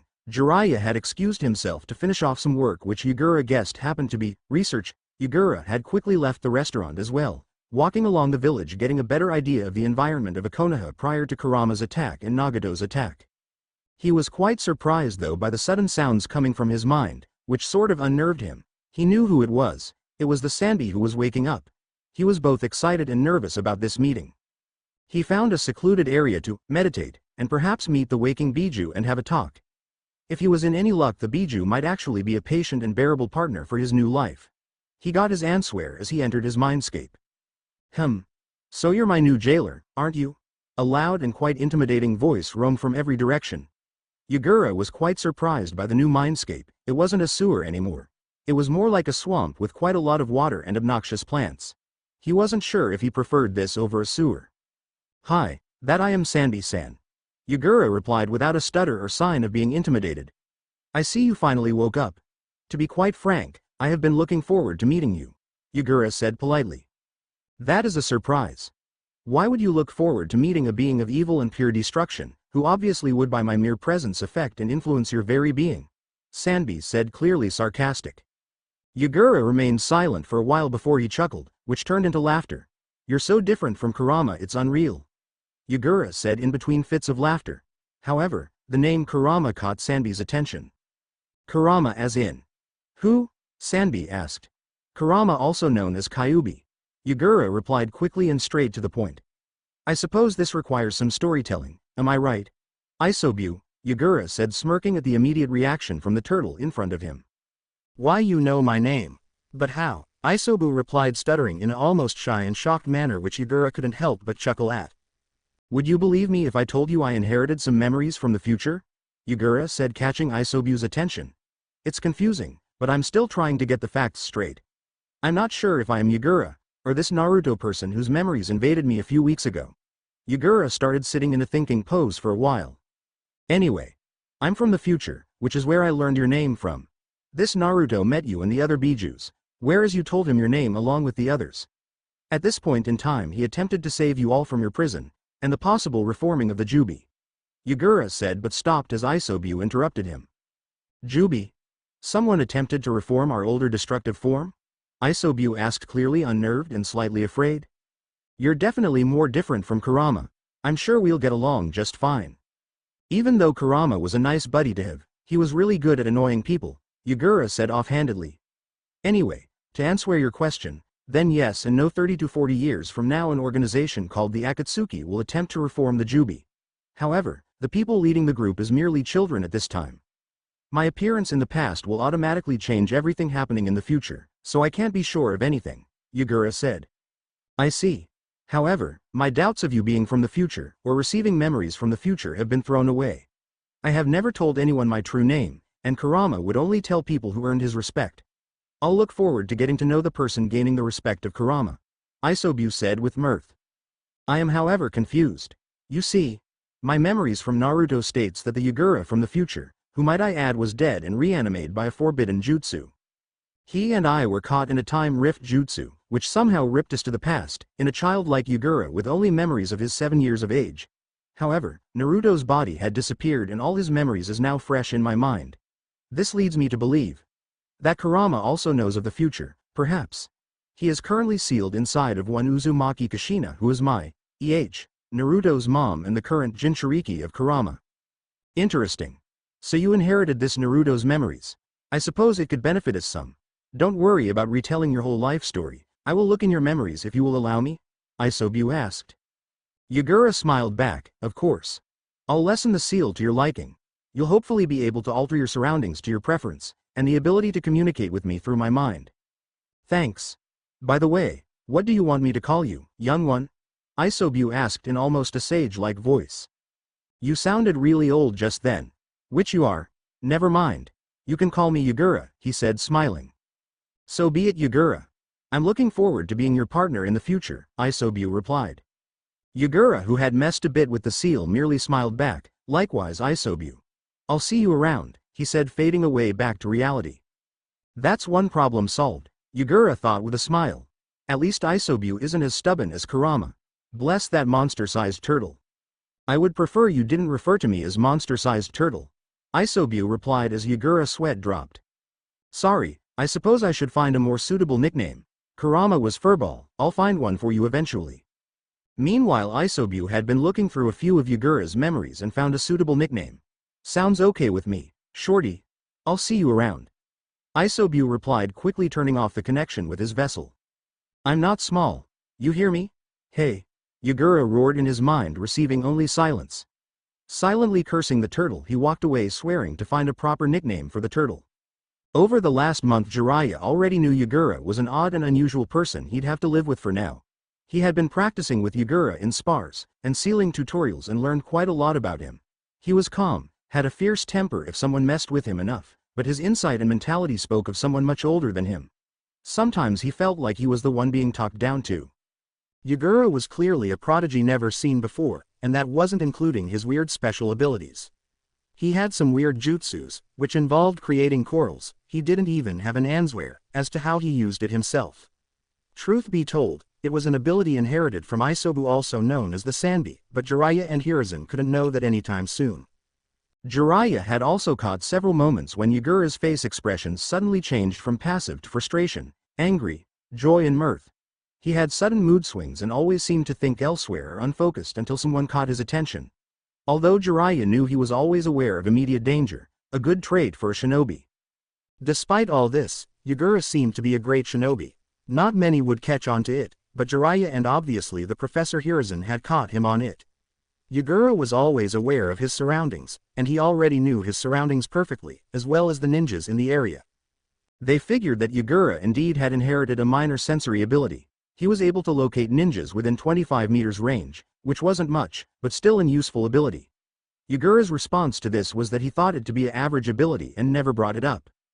Despite his maturity at such a young age, Jiraiya and Hiruzen was quite happy and content that Yagura seemed to have gotten friends, and quite a few admirers. He had a normal life, at least as normal a life someone like Yagura could. He had gotten a few rivals in the academy, and even more friends. It seemed not only Jiraiya and Hiruzen was the only ones to realize that getting Yagura's attention and friendship was to approach him yourself. He had gotten a few comments about being an outsider, but that quickly stopped as he didn't show particular interest in the comments. Nor did he take the bait for other petty insults, except for the ones concerning his height. People quickly learned to stop calling him that. Hiruzen hadn't quite gotten over the fact that Yagura had visited him in his office, by order of the principal of the academy concerning 2 broken legs and a broken arm on an academy student, with Yagura as the guilty assailant. That particular act had seemingly gotten him respect from the boys in the class, at least to stop bothering him. From there on out, some of them got the courage to speak with him, and learn that he wasn't a particular bad guy. Minato was especially one of those people, who felt comfortable having someone even more mature than him in their age group. Yagura quickly became the epitome of the cool guy in the class, even though he didn't know this yet. That was something Jiraiya often joked about, his denseness. The reports about him in class often came out positive. He was the highest in class in every field, and a very focused student. He grabbed information like a sponge, and even added his own knowledge to several fields. He had even been requested a Chunin promotion by one of the teachers, despite not being out of the academy yet. This sort of spotlight on Yagura wasn't particularly something Hiruzen wanted, but was especially glad at how well Yagura performed. Especially at the way he gladly returned the help to people who asked for his help. Still, sometimes Jiraiya felt like Yagura was socially awkward. Yagura had often told him how immature and annoying kids could be. That comment had earned him a laugh, since Yagura technically was still a kid. However, today was also the day Yagura would decide whether he would continue with his citizenship in Hai no Kuni and a shinobi in training for Konohagakure no Sato. A month had passed since their deal had been made, and Hiruzen was eager to receive an answer, even though he was certain what the answer would be. His thoughts were taken away as the door slid open, and Yagura walked inside with his current guardian, Jiraiya. Hiruzen took the time to once again admire Yagura's attire, which always seemed so foreign. The very same outfit he had worn every day in Konoha, and somehow made a new trend for people. Hokage-sama. Yagura greeted with a bow and a smile. Hiruzen gave a nod in return and a smile. Yagura-san, please take a seat, he said, which Yagura didn't hesitate at all in doing so. So, what is your decision regarding citizenship in Hai no Kuno and becoming a shinobi in training for Konoha? I accept. Yagura replied with no hesitation. Jiraiya and Hiruzen merely smiled, not surprised in the least. Although, when Kiri realizes who I am. Don't complain about paperwork, Yagura said, eyeing the already big pile on the table. He had told Hiruzen of a weird experience where he was dragged into his mindscape, and had a talk with the Sanbi. He had gotten the story of his burden from Hiruzen and Jiraiya from there. He wasn't lying, he had been dragged in by the Sanbi. The only lie was, he already knew of his condition. At least this way he could talk freely about it, should he need help regarding the seal or other sorts of problems. He had been strictly told to tell of no one but Hiruzen and Jiraiya. So far only those 3 knew of his condition, and Yagura took that advice to heart. He wouldn't even tell Kushina, not for another decade or 2 at least. Don't worry about that, Hiruzen replied, fearing more of the politics rather the paperwork itself regarding Yagura. I'll take care of that.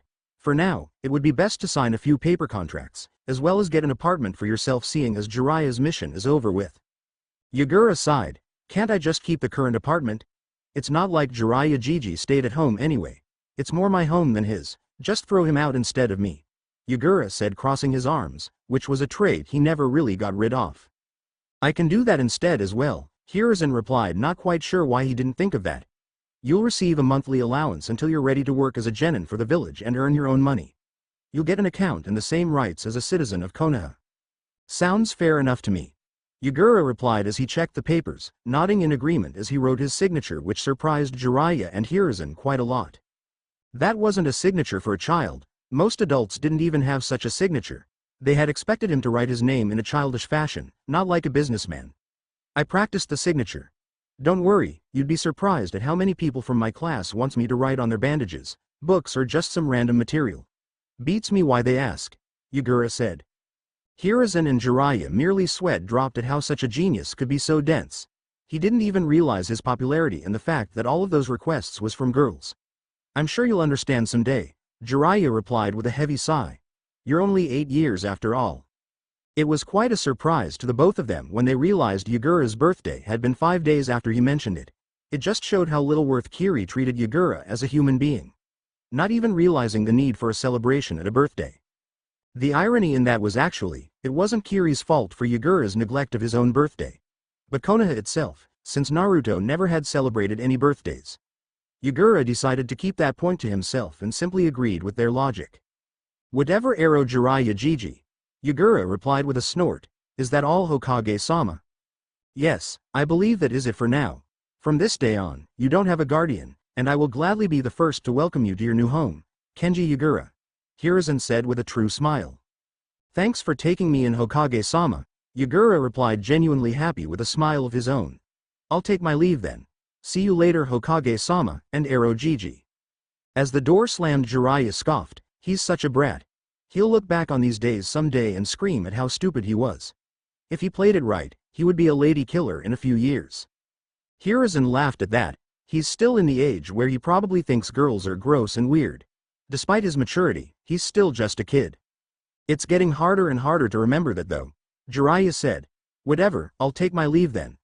I've been staying in Konoha for way too long anyway. I wonder what Tsunade Haim is up to, he said with a giggle which Hiruzen chose to ignore. He simply sighed as Jiraiya left, secretly hoping for a soon release of the series ICHA after reading the first version himself. I wonder when Jiraiya wants to settle down, perhaps take over the Hokage seat. He muttered. He's probably gonna teach that Minato, whom always calls out for his dream to become Hokage just to stay away from the job himself. Perhaps Orochimaru. He muttered, sighing as he once again focused on the paperwork, focusing on the soon-to-be shinobi war. Even though he didn't like it one bit, the academy students would have to graduate earlier, and the current genins would receive promotions despite the lack of skill and experience. The next few years would be harsh times, and he knew it. However, at least the young generation showed more promise than ever, and that was something he would protect at all cost. Perhaps it is time to step up the game, he muttered, taking one last look at the paperwork, sighing as he resumed his work. Promotions was in order, and he had to prepare for war. Chunin was needed, and Genin had to replace the Chunin for the village work. It didn't come as a shock, but more like a surprise to Yagura when the Sandaime Hokage, Sarutobi Hiruzen, declared that Konoha was in war. He had so far been in Konoha for 5 months, and already knew that the Second Shinobi World War would start eventually. The civilians, as well as the shinobis, was in a hurry to prepare. Weapons, supplies, food, everything had to be prepared. Masses of Jonin and Chunin would be placed on the borders to fight for territory and goods, which would most likely cost most of them their lives. Many of the current unexperienced genin had received promotions to Chunin, despite having a good reason except wartime for this. The academy had been pushed forward. The historical subjects, as well as math, had been pushed away. Only combat training remained. Konoha needed soldiers, and they needed them now. This also meant that the current academic students would have their exam at an earlier time than expected, 2 years earlier in fact. Shinobis in training, and the current shinobis at duty wasn't the only people whose lifestyle was changed by the war. Many civilians was taken away to the borders as well, many of them being cooks, getting paid cooking for the shinobis, as well as weapons from blacksmiths, tailored clothes and medical tools was being supplied. Many people would be sacrificed for the war, but they would gladly do all this for Konoha to come out at the top. And quite frankly, Yagura couldn't help but feel slightly pleased at the opportunity at passing just a few years earlier than expected, despite the reason being wartime. It had to happen sooner or later, he reasoned. He would learn more, and not just sit around in Konoha doing nothing, conversing with a proud pervert, or occasionally talking with a Hokage stuck in paperwork. He couldn't say that talking with his peers around his age wasn't fun at times, but sometimes so very annoying too. That was probably mostly why he kept sitting in the most secluding of places, and only socialized when other people initiated a conversation with him, and not the other way around. That usually meant he seemed more social than he usually was, since the children his age wasn't shy whatsoever. In fact, they seemed to flock around him, which he honestly didn't know what to think about. It was Naruto's dream to get such attention, although to the Yagura part it was an annoyance. Over the months, Yagura had gotten used to the idea of having Naruto's memories, and made good use of them.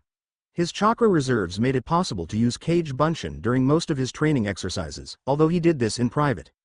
He had spent 5 months so far in the academy, and ironically learned more about combat than his previous life as Naruto did within 5 whole years.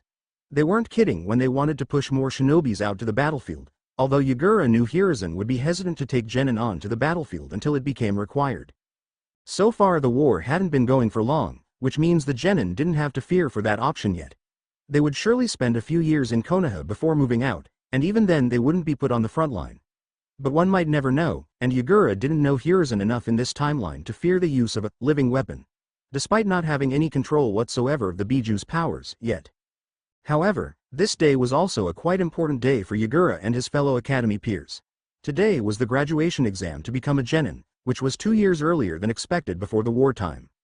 Everyone expected Yagura and Minato to pass the exam with barely any effort, seeing as they were the prodigies of the class. Yagura had been positively impressed by Minato quite a lot over the few months he spent in the academy. Yagura had no doubt that Minato would have surpassed him ages ago, had he not been cheating somehow with the extra knowledge from Naruto, even though it was abysmal, despite having a few strong techniques. However, Yagura felt that he owed Minato the honor of using those techniques for himself. He would make a name himself rather than rely on techniques developed by other people. Even the Rasen Shuriken was considered a bastardized version of the Rasengan in his opinion, and it was even Kakashi coming up with the idea himself. No. This time around Yagura would show his own worth, and make his own legend. He wouldn't rely on the work of others, and his goal for his new life was to up Minato one all the time. He had to work hard, that he knew. The Hiraishin was an impressive jutsu, and to overcome that, he had to work hard. But for now he would simply enjoy being superior to the other blonde. So how did the exam go? Yagura asked curiously at Minato. He simply wanted a few hints at what the exam required. It went smooth, I think. It could have been better, but I nailed it anyway, Minato replied with a flashy grin. Yagura nodded back at him with a smile. He noted that Kushina came back out of the room with a headband, although she seemed to glare at anyone within her sight. Yagura chose to look away wisely. Kushina hadn't opened up to him too much, not that he tried. They had only spoken a few times, and figured they had a few things in common. They didn't mind each other, but unfortunately they couldn't quite call themselves friends, like he could with Minato. It didn't seem like Minato had any such luck either getting into Kushina's better circle, which Yagura mocked him about quite a lot. It was no secret amongst the two, about Minato's obsession with the red-haired tomboyish girl. Kenji Yagura, please step inside. Michi called out into the room. Yagura didn't hesitate in the least, he seemed anxious and wanted this over with quickly. He received a few good looks which he nodded back with a small smile. He received a grin and a thumbs up from Minato, which he mirrored. As he stepped into the other classroom he noticed 3 instructors, none of them being his usual teachers. It seemed they did this as to not play favorites. Kenji Yagura. Welcome, and good luck with the exam. To start off we'll be doing the 3 traditional academic jutsus and move on from there. Please perform a bunshin, kawarimi and henge for us. Yagura nodded as he formed hand seals. Mizu Bunshin no Jutsu, Bunshin no Jutsu, he called out as 6 clones arrived, 3 of each. He received a nod as 3 of the clones disappeared, forming a few puddles on the ground, causing a few instructors to frown.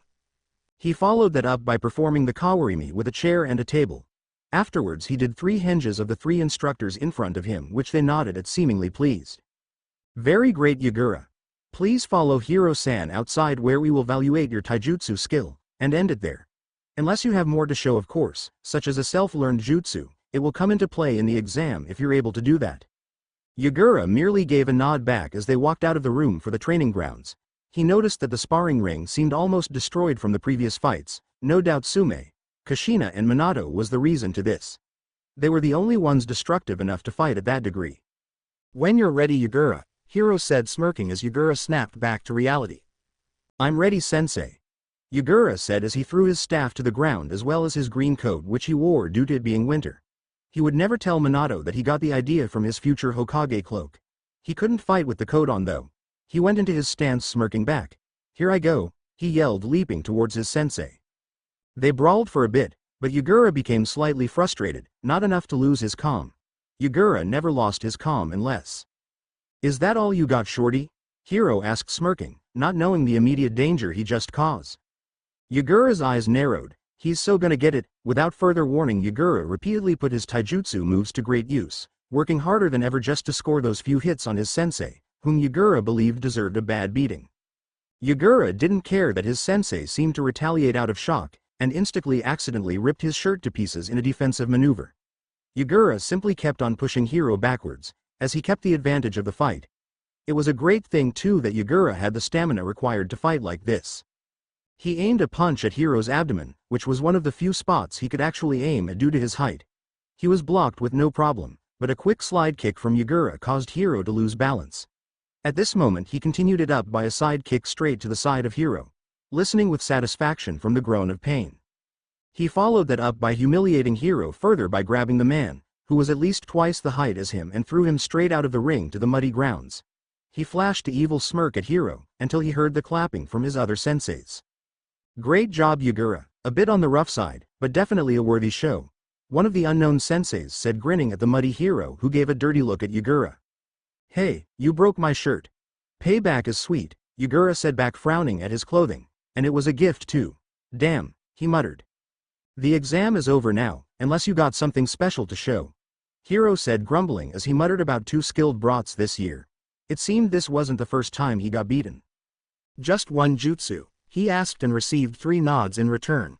All right, I believe I have one, he said, walking towards a few water puddles for the extra aid. Sweden.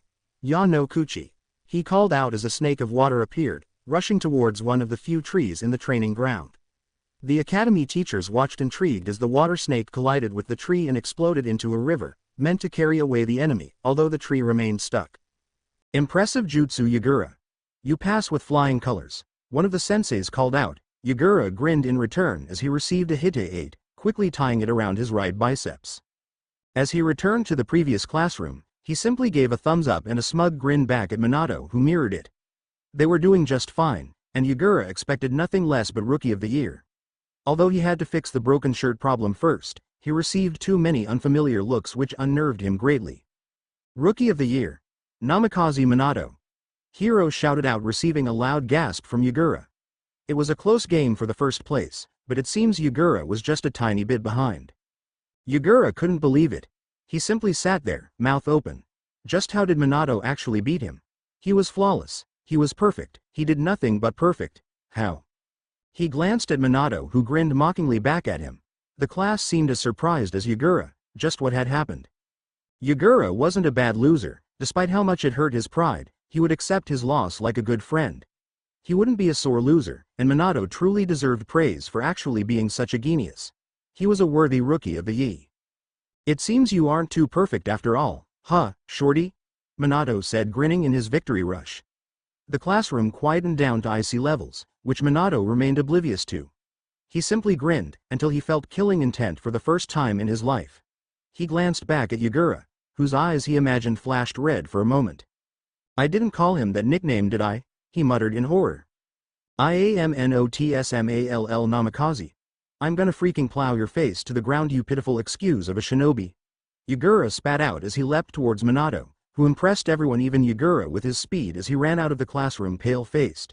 Yagura growled as he simply trailed after him, throwing shuriken in every direction as the rest of the classroom followed them to their best ability, although the 2 superior rookie genins were too quick for them to follow. The following day, people weren't too surprised when a smug-looking Yagura sat stoic-faced in his usual seat, grinning at a blonde-haired genin with bandages from top to toe. Serves you right, Namikaze. Yagura said, still grinning. Minato simply sighed. He really didn't know what was worse, the beating from Yagura, or the humiliation of being dragged by Anbu to the Hokage's office for disrupting the peace on the street. He realized just then that Yagura seemed quite familiar with the Hokage and was let off easy. Where is Minato? He was forced to listen to a white-haired man in his late 20s talking about several orange books, which Minato clearly didn't take an interest in.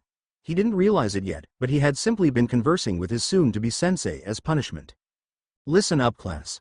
I'm not gonna call up the teams, however, there's a few papers stick to the walls stating your team as well as your sensei.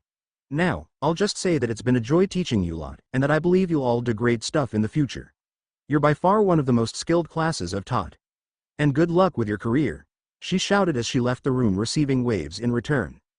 Yagura quickly found a paper himself. He wasn't too surprised to see Minato on Jiraiya's team, although his team surprised him somewhat. Not that he complained about the sensei, but the team itself seemed weird. Mostly a Azazel team, if anything. Team 4 Nara Shikaku, Yamanaka Inoichi, Akamichi Choza. Sensei Sarutobi Isao. Team 5 Uzumaki Kashina, Uchiha Mikoto, Kenji Yagura. Sensei Hitaki Sakumo. Team 6 Inuzuka Sume, Hyuga Hazashi, Aburame Shibi. Sensei Amino Harumi. Team 7 Namikaze Minato, Hyuga Haishi, Azuki Kamiko. Sensei Jiraiya. Yagura did know that most team cells would be 2 boys and a girl. He also knew that the class itself had a few more girls than normal, which would change that tradition a bit. He didn't mind though. Mikoto was quite skilled, and Kushina could pack a punch as well. Their sensei was a famous ninja as well, which Yagura appreciated. He had heard of previous Inoshika-cho trios, and another creation of such a team didn't come as a surprise to him. They all waited for a few hours until their respective senseis decided to show up.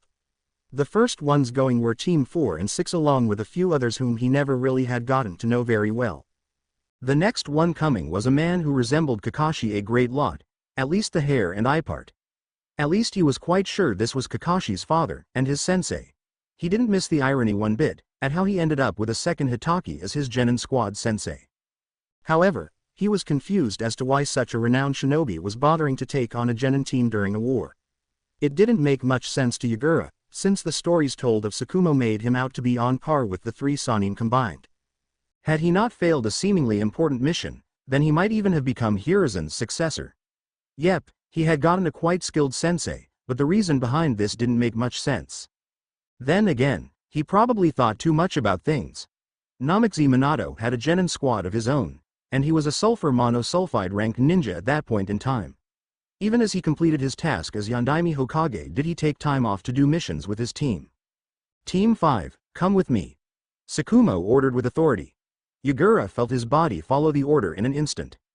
They stopped near a bench where Tsukumo gestured to sit down. All right. It's tradition for Konoha shinobis to tell about yourselves before you start working as a team. This is done to make comradeship, as well as work better as a team. I'll go first. My name is Hitaki Tsukumo. I like training and my wife. My dislikes are arrogant fools and traitors. My dream is to make a family, and possibly make a big name of myself. Your turn, shorty, Tsukumo said. Kushina and Mikoto paled at that, glancing at the quite shorter member of the group, whose eyes was twitching. They could easily tell he considered yelling back, or not. Tsukumo was quite famous around Konoha, but then again, Yagura's temper was legendary when someone called him short. I am not small. Yagura screamed back, which would have made a certain former pink-haired teammate of his proud in her younger days. Tsukumo was slightly taken back but merely smirked. Yagura continued as his eyes remained twitching. I'm Kenji Yagura. I like training and reading. My dislikes are traitors and people who calls me short. At this he glared at Tsukumo, who almost flinched. My hobbies is. He blushed, cooking, reading and looking after my borrowed garden. My dream is to make a big name of myself, he said, sighing in relief when it was over. You like cooking? Kushina asked. You like gardening? Mikoto asked. Reading? Tsukumo asked. Yes? Got a problem with that? Yagura asked, giving them a dangerous look which made them quieten down. Not that they didn't snicker inside their minds. Your turn, redhead, Tsukumo said. Fine, I'm Uzumaki Kushina. My likes are training, ramen and dango. My hobbies are training, pranking. My dislikes are arrogant assholes, as well as Pocky. My dream is to become the first female Hokage, TT Ibane. She shouted, fist pumping in the air. Tsukumo and Yagura sweat dropped. Mikoto merely smiled weakly at the embarrassing display. Well, I'm Uchiha Mikoto. My likes are reading, training, as well as watching over my little brother and Pocky. My hobbies include training with Kushina-chan, and practicing jutsu with my clan. My dislikes are ramen and dango. My dream is to become the first female Hokage, she said, slightly less enthusiastic than Kushina. Tsukumo smiled. Yep, I like you 3. I'll definitely make you 3 into great genin. Usually a genin test has to be taken, but since it's wartime we'll have to take what comes.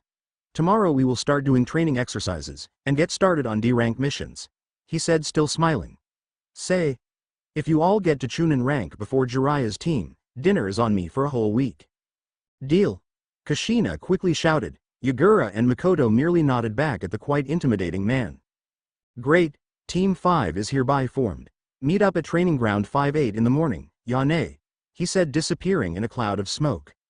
Yagura stood up, giving one glance at his teammates. Well, this isn't too bad of a team.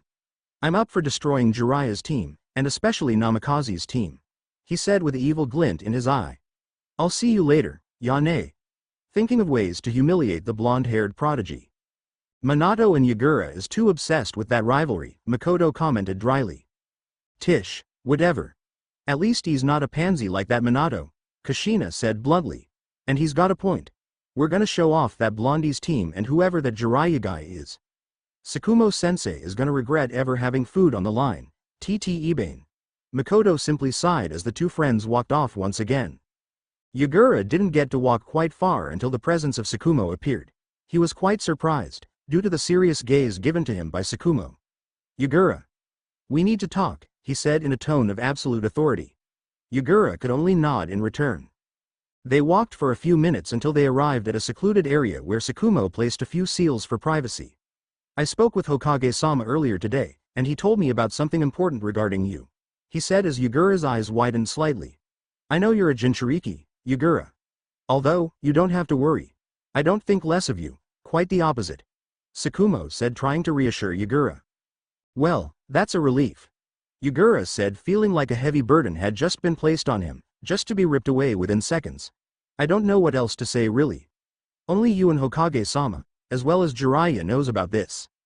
Tsukumo nodded. That is true, and it will remain like that for now. However, I received a few seals by Jiraiya should your seal weaken, or should you run out of control.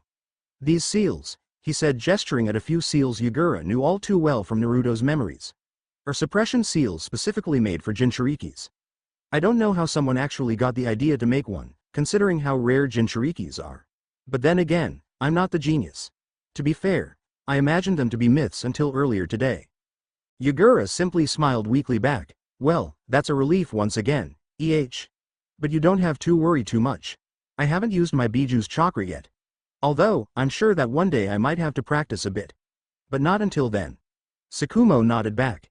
Anything else, Tsukumo-sensei? Nope, that's about it. I'll see ya around, shorty. He said casually, once again disappearing in a poof of smoke, barely avoiding the slam of a quickly drawn staff. Teme. It wasn't too surprising for Yagura when the almost mummified Minato appeared next to him at their usual meeting place. Yagura almost felt bad for hurting Minato to that extent, almost. Hey, what's up Yagura? How's your team? Minato asked as happily as always. It's fine. Kushina and Mikoto aren't too bad, and Tsukumo is a decent sensei, I guess. Although, I'm gonna beat him to a pulp first thing tomorrow. Yagura said, glaring at nothing in particular. He didn't call you Shish, did he call you that name? Minato asked. He didn't get an answer, although the loud sound of gritting teeth was enough of an answer. You know, you might actually have become Rookie of the Year, had the senseis harassed you enough with that nickname. They did. Yagura replied dryly, clearly still not over that minor defeat. Minato merely roared with laughter at that, ignoring the twitching eyes of Yagura. With one quick successful attempt at shutting the blonde up, Yagura asked the one question Minato wished for. So how was your team? If Minato's smile could get any wider, Yagura was sure he would get scarred for life. It wasn't too bad. Jiraiya might be an oddball, but I think I like him, Minato said, still smiling. Oh, is that so? Yagura said, rolling his eyes. I lived with him for a month, and I'll definitely not do that again. Minato chuckled but waved it off. No, you see. I was injured enough to pass up on a test, but my teammates wasn't lucky enough, he said, grinning again. It seems Jiraiya sensei has a thing for toads. He literally forced them into toad costumes as a part of the test. I've never seen Heishi so embarrassed and angry in my life. You should have seen it, and Kamiko's look of pure panic just made my day, he all but shouted with laughter.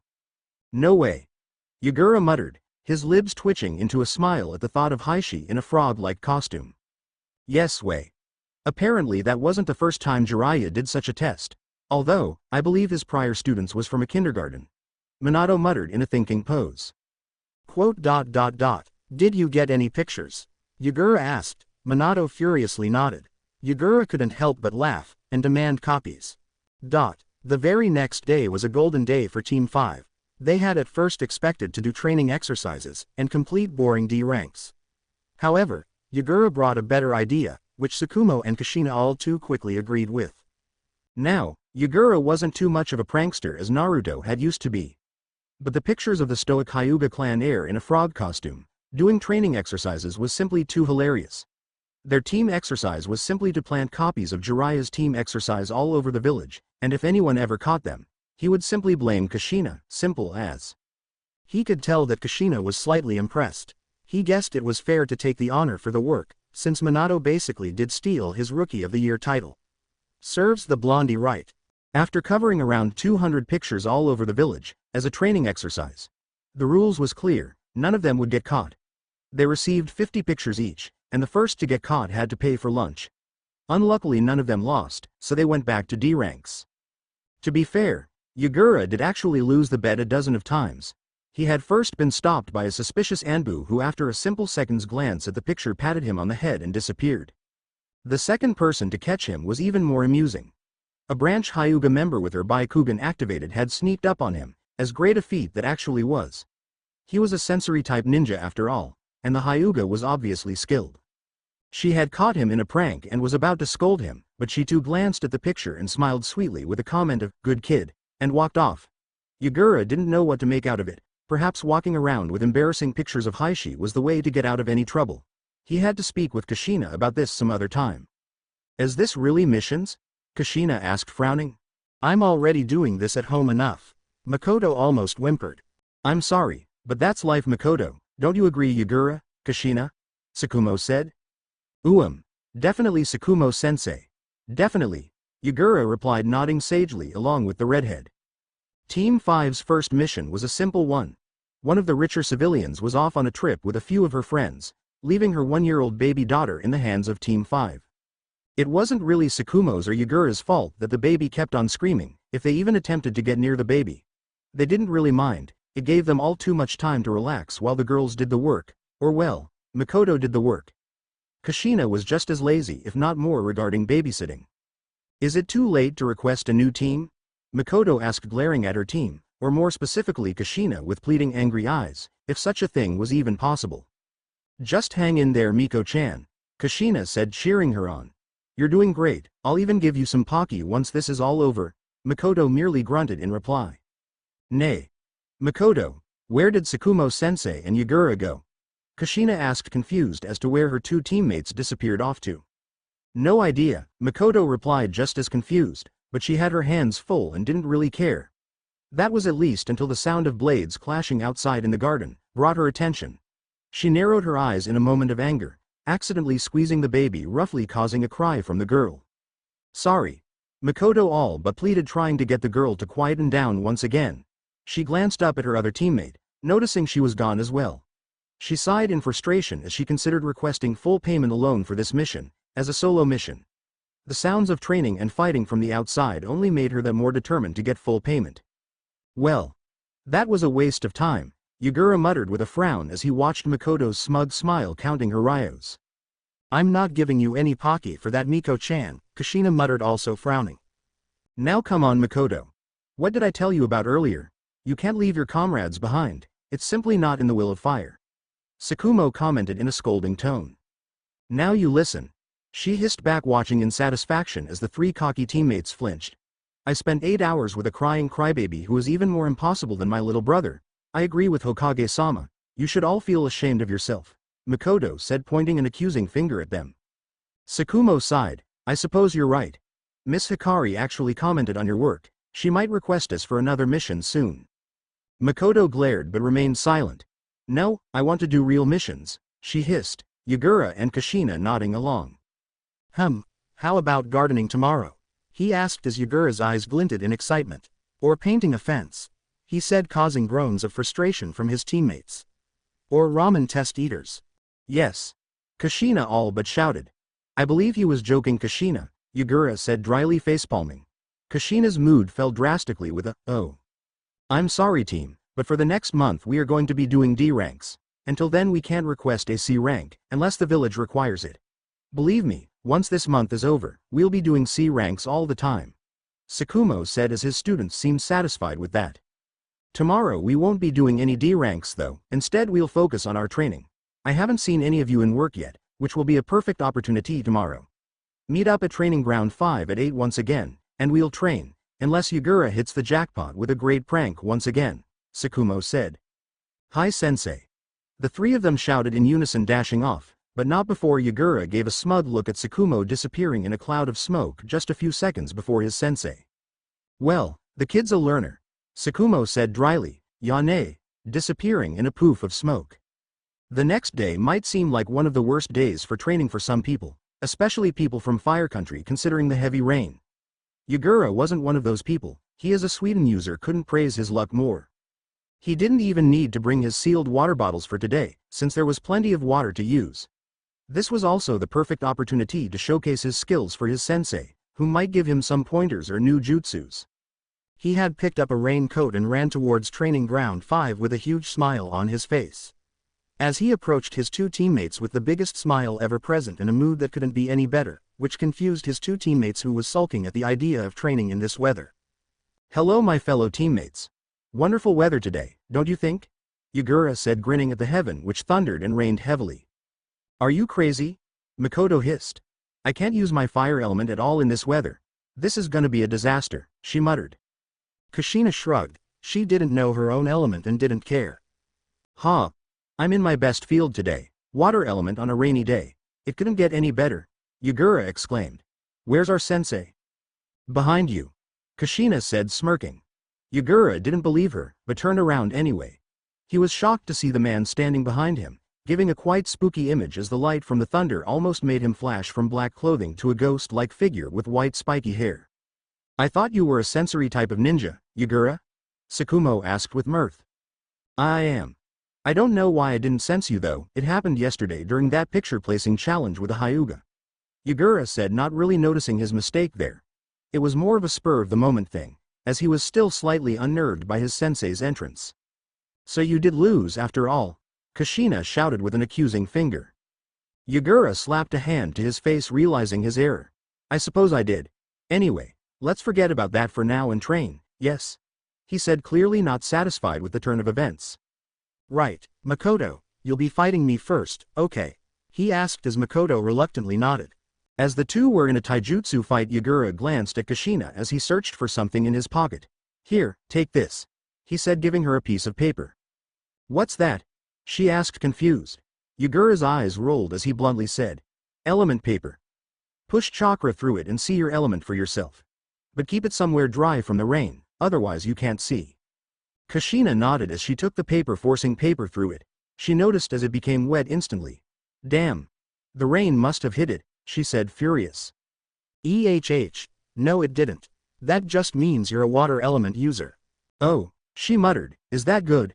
Yagura shrugged, it's alright I suppose. I'm a water element user myself. If you ask me, it kicks ass. Although, it's not the best for offensive techniques, but it's definitely one of the cooler ones. You can trap your enemies with it, as well as make them slide all over the place. You should have seen this one time with Minot. Yagura, you're up, Tsukumo called as a limping Mikoto walked back at her previous spot. Yagura shrugged as he walked towards Tsukumo. Remember, attack me with the intent to kill, otherwise I won't learn anything about your current level, Tsukumo said. Yagura nodded and immediately withdrew his staff, swinging it towards his sensei who simply grabbed the staff. Yagura expected that, and with the extra help from the staff and his arms swung a heavy kick towards his sensei who merely used his foot to block the attack. Sometimes being short was really a nuisance. He took a few steps back, forming a few hand seals. Mizu no Bunshin no Jutsu, he called out as two more Yaguras spread around the field. One of them initiated a taijutsu match with Tsukumo who played along. The other Yagura formed another couple of hand seals as a detraction, Sweden. Ya no Kuchi, as a snake of water rushed towards Tsukumo. He merely leapt above it, watching with amusement as the Mizu Bunshin was attacked instead. His amusement ended as another jutsu was called though. Suiro no Jutsu. Yagura watched with glee as he captured his sensei in a water prison. He smugly walked next to the water prison with the biggest smirk available as his sensei glared at him. Although, something was wrong with that glare which turned into a smirk, as he poofed away from existence. Wait, wah. Secret taijutsu technique. 1,000 years of death. Ha, Yagura thought, that's where Kakashi got it from, however Tsukumo was all wrong on this one. The two girls' sweat dropped as Yagura went flying from the quite weird jutsu, but they were just glad it wasn't them. They were surprised along with Tsukumo as the flying Yagura turned into water, revealing it to be a Bunshin. Secret taijutsu technique. 1,000 years of death. Yagura shouted with a maniacal glint in his eyes as he repeated the attack, although this time with a staff. His victory rush disappeared as Tsukumo once again disappeared. Secret Taijutsu technique. 1,000 years of death. Yagura heard once again. No, no. He mentally screamed as he felt the pain, and once again went flying from the humiliation for the second time, although in a second life this time. Tsukumo simply smiled at his victory. He had gotten what he wanted from the kid and knew his abilities quite well now. He was slightly surprised at how easy Yagura customized to his techniques, especially a joke of ability such as the 1,000 years of death technique. He considered asking him about having Sharingan genes at some point in time. As Yagura landed once again groaning in pain and whimpered from embarrassment, Tsukumo turned over to Kushina, who along with Mikoto gave a look of pity and amusement towards Yagura. "You're up, Kushina." Eyes almost glinting evilly. Kushina paled at that, memories of Yagura's humiliating defeat flashing through her mind. She gave one last glance and charged towards Tsukumo. At the end of the day, Tsukumo was satisfied with his genins. They showed exceptional skill and promise. He had given Kushina some kenjutsu lessons, and seen her obvious skill in the art. Mikoto was an excellent taijutsu user, as well as a ninjutsu specialist as most Uchiha members. It's just a pity that she couldn't use any of them due to the weather today. Yagura had shown great skill and promise. He managed to fool him twice within 5 seconds, not a small feat. His ninjutsu reservoir was impressive as well. His taijutsu and ninjutsu was alright, and from his stories, he was quite alright in the arts of genjutsu as well. Yep, Tsukumo nailed the jackpot with this group of genin. He expected great things from them. He especially expected them to make Chunin before Jiraiya's team. "Didn't Yagura lose a bet yesterday?" Mikoto asked happily. "Yep. I believe you have to pay up for lunch today, Yagura," Tsukumo said, for once not calling him shorty due to being quite hungry. "Alright. Let's get some fish or sushi then," Yagura said in a quite sad tone. "I don't want fish today, it's cold and rainy, and you want fish? I'd rather eat ramen than fish, and I hate ramen," Mikoto complained. "Ramen it is," Tsukumo said as Kushina cheered. Mikoto and Yagura simply sighed. "I know this awesome ramen stand, come on," Kushina said, gesturing towards a certain road. "Ichiraku ramen?" Yagura asked. "What's that?" his 3 teammates asked at the same time. That day, a part of Yagura felt like dying. The month went by quickly with the usual D ranks and the occasional training exercises. The team along with Tsukumo was clearly getting bored out of their minds, and couldn't wait for the upcoming C rank. Kushina and Mikoto might have been less enthusiastic if they knew that most C ranks involved killing, and the sensei had a job getting their genin used to killing on such missions. Yagura knew this, but quite frankly anything was better than D ranks. They had all increased in skill, even going as far as using the D ranks as training exercises. Once Yagura used wall climbing as exercise while painting a fence, his teammates requested guidance, and since then every sort of D rank became training. Simply put, Tsukumo made rules that the first to fall from chakra exhaustion or lack of control had to pay for lunch. Needless to say, the one with lesser chakra reserves, being Mikoto, had to pay up quite a lot for that month. However, Yagura was quite content with his team. He had heard from some of the other teams that they didn't get along well. Minato's team got along to a certain point, whereas groups such as the so-called Ino Shikacho trio couldn't have been better off. Then there were other teams which were simply put a catastrophe, which Yagura simply attempted to stay away from. Yagura was just happy that his team got along well, and wasn't boring or impossible like his previous Team 7. The fact that he had the role as the Sasuke of his team quite frankly worried him a bit.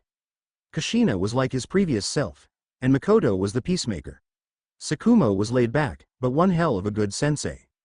Yep, life was good. And life was only getting better, especially for Team 5, who had finally completed their 1 month of D ranks. "Hokage-sama, we would like to request a new mission, preferably a C rank," he said almost pleadingly. Hiruzen chuckled as he ran through the mission scrolls. "Ah, here's one. It's not a hard mission, although it's a C rank bordering a B rank delivery to an outpost close to the border of Kumo. Are you up for it?" he asked. Tsukumo simply smiled and nodded. "We'll take it." He heard a loud cheerful cry from his red-headed teammate and found himself mentally cheering as well. "Very well then. Off you go, Team 5, Hiruzen said, smiling. "You have more adventures awaiting for you," he said, chuckling. Team 5 was quite content as they traveled through Hai no Kuni towards northeast, the Kumo border. They had traveled for 2 days so far, and expected at least half a day's travel more until they reached the requested outpost. For Yagura and his two teammates, it was hard to imagine actually being at war at the moment, considering how quiet and normal everything seemed. Then again, the only memories of a war Yagura had was of Naruto's 6 hours of glory fighting a Rinnegan wielder, 2 Mangekyo Sharingan users and 6 Bijus. That sort of experience wasn't really something he expected to happen again, ever. Then again, he did hope for at least a bit of action during the mission, such as a hopeless bandit attempt, or maybe stumbling upon some weak missing nins or deserters which Tsukumo-sensei would take down, and hopefully share the bounty with the group. That didn't mean Yagura didn't enjoy the trip, no, quite the contrary actually. He always loved traveling through Hai no Kuni and the peaceful atmosphere as well as the birds chirping and wild animals running around. It was that sort of mood Yagura would eagerly miss had he somehow ended up in Kiri. Then again, Kushina could be quite a bother, even in the most peaceful of places. I'm thinking of something. Green, Kushina said. Mikoto sighed for the 100th time. A leaf? Kushina nodded, pondering on the next object or item that Mikoto would guess. Yagura was once again amazed at the patience Mikoto was showing, so was Tsukumo. Something. Green. Yagura's scarf? She asked in an almost dead tone. Yeah, you're good at this, Miko-chan, Kushina said with enthusiasm, too enthusiastic in Yagura's opinion. It somehow made him think of his earlier self. Was I ever that annoying? He shook his head. Better not go down that road. Something. Blue. Kushina blurted. Okay, Kushina, I'm sorry but that's enough. Shut up, please, Tsukumo said in a half-forced, half-whimpering tone. Not for the first time did the man earn Yagura's respect. HMPF, but this is boring. Can we travel faster? Perhaps do some training. Something? Kushina offered. Not everyone has unholy amounts of stamina, Kushi-chan, Mikoto muttered, feeling quite exhausted. Whether it be from traveling or listening to Kushina, she did not know. Tsukumo noticed the exhaustion and made a decision.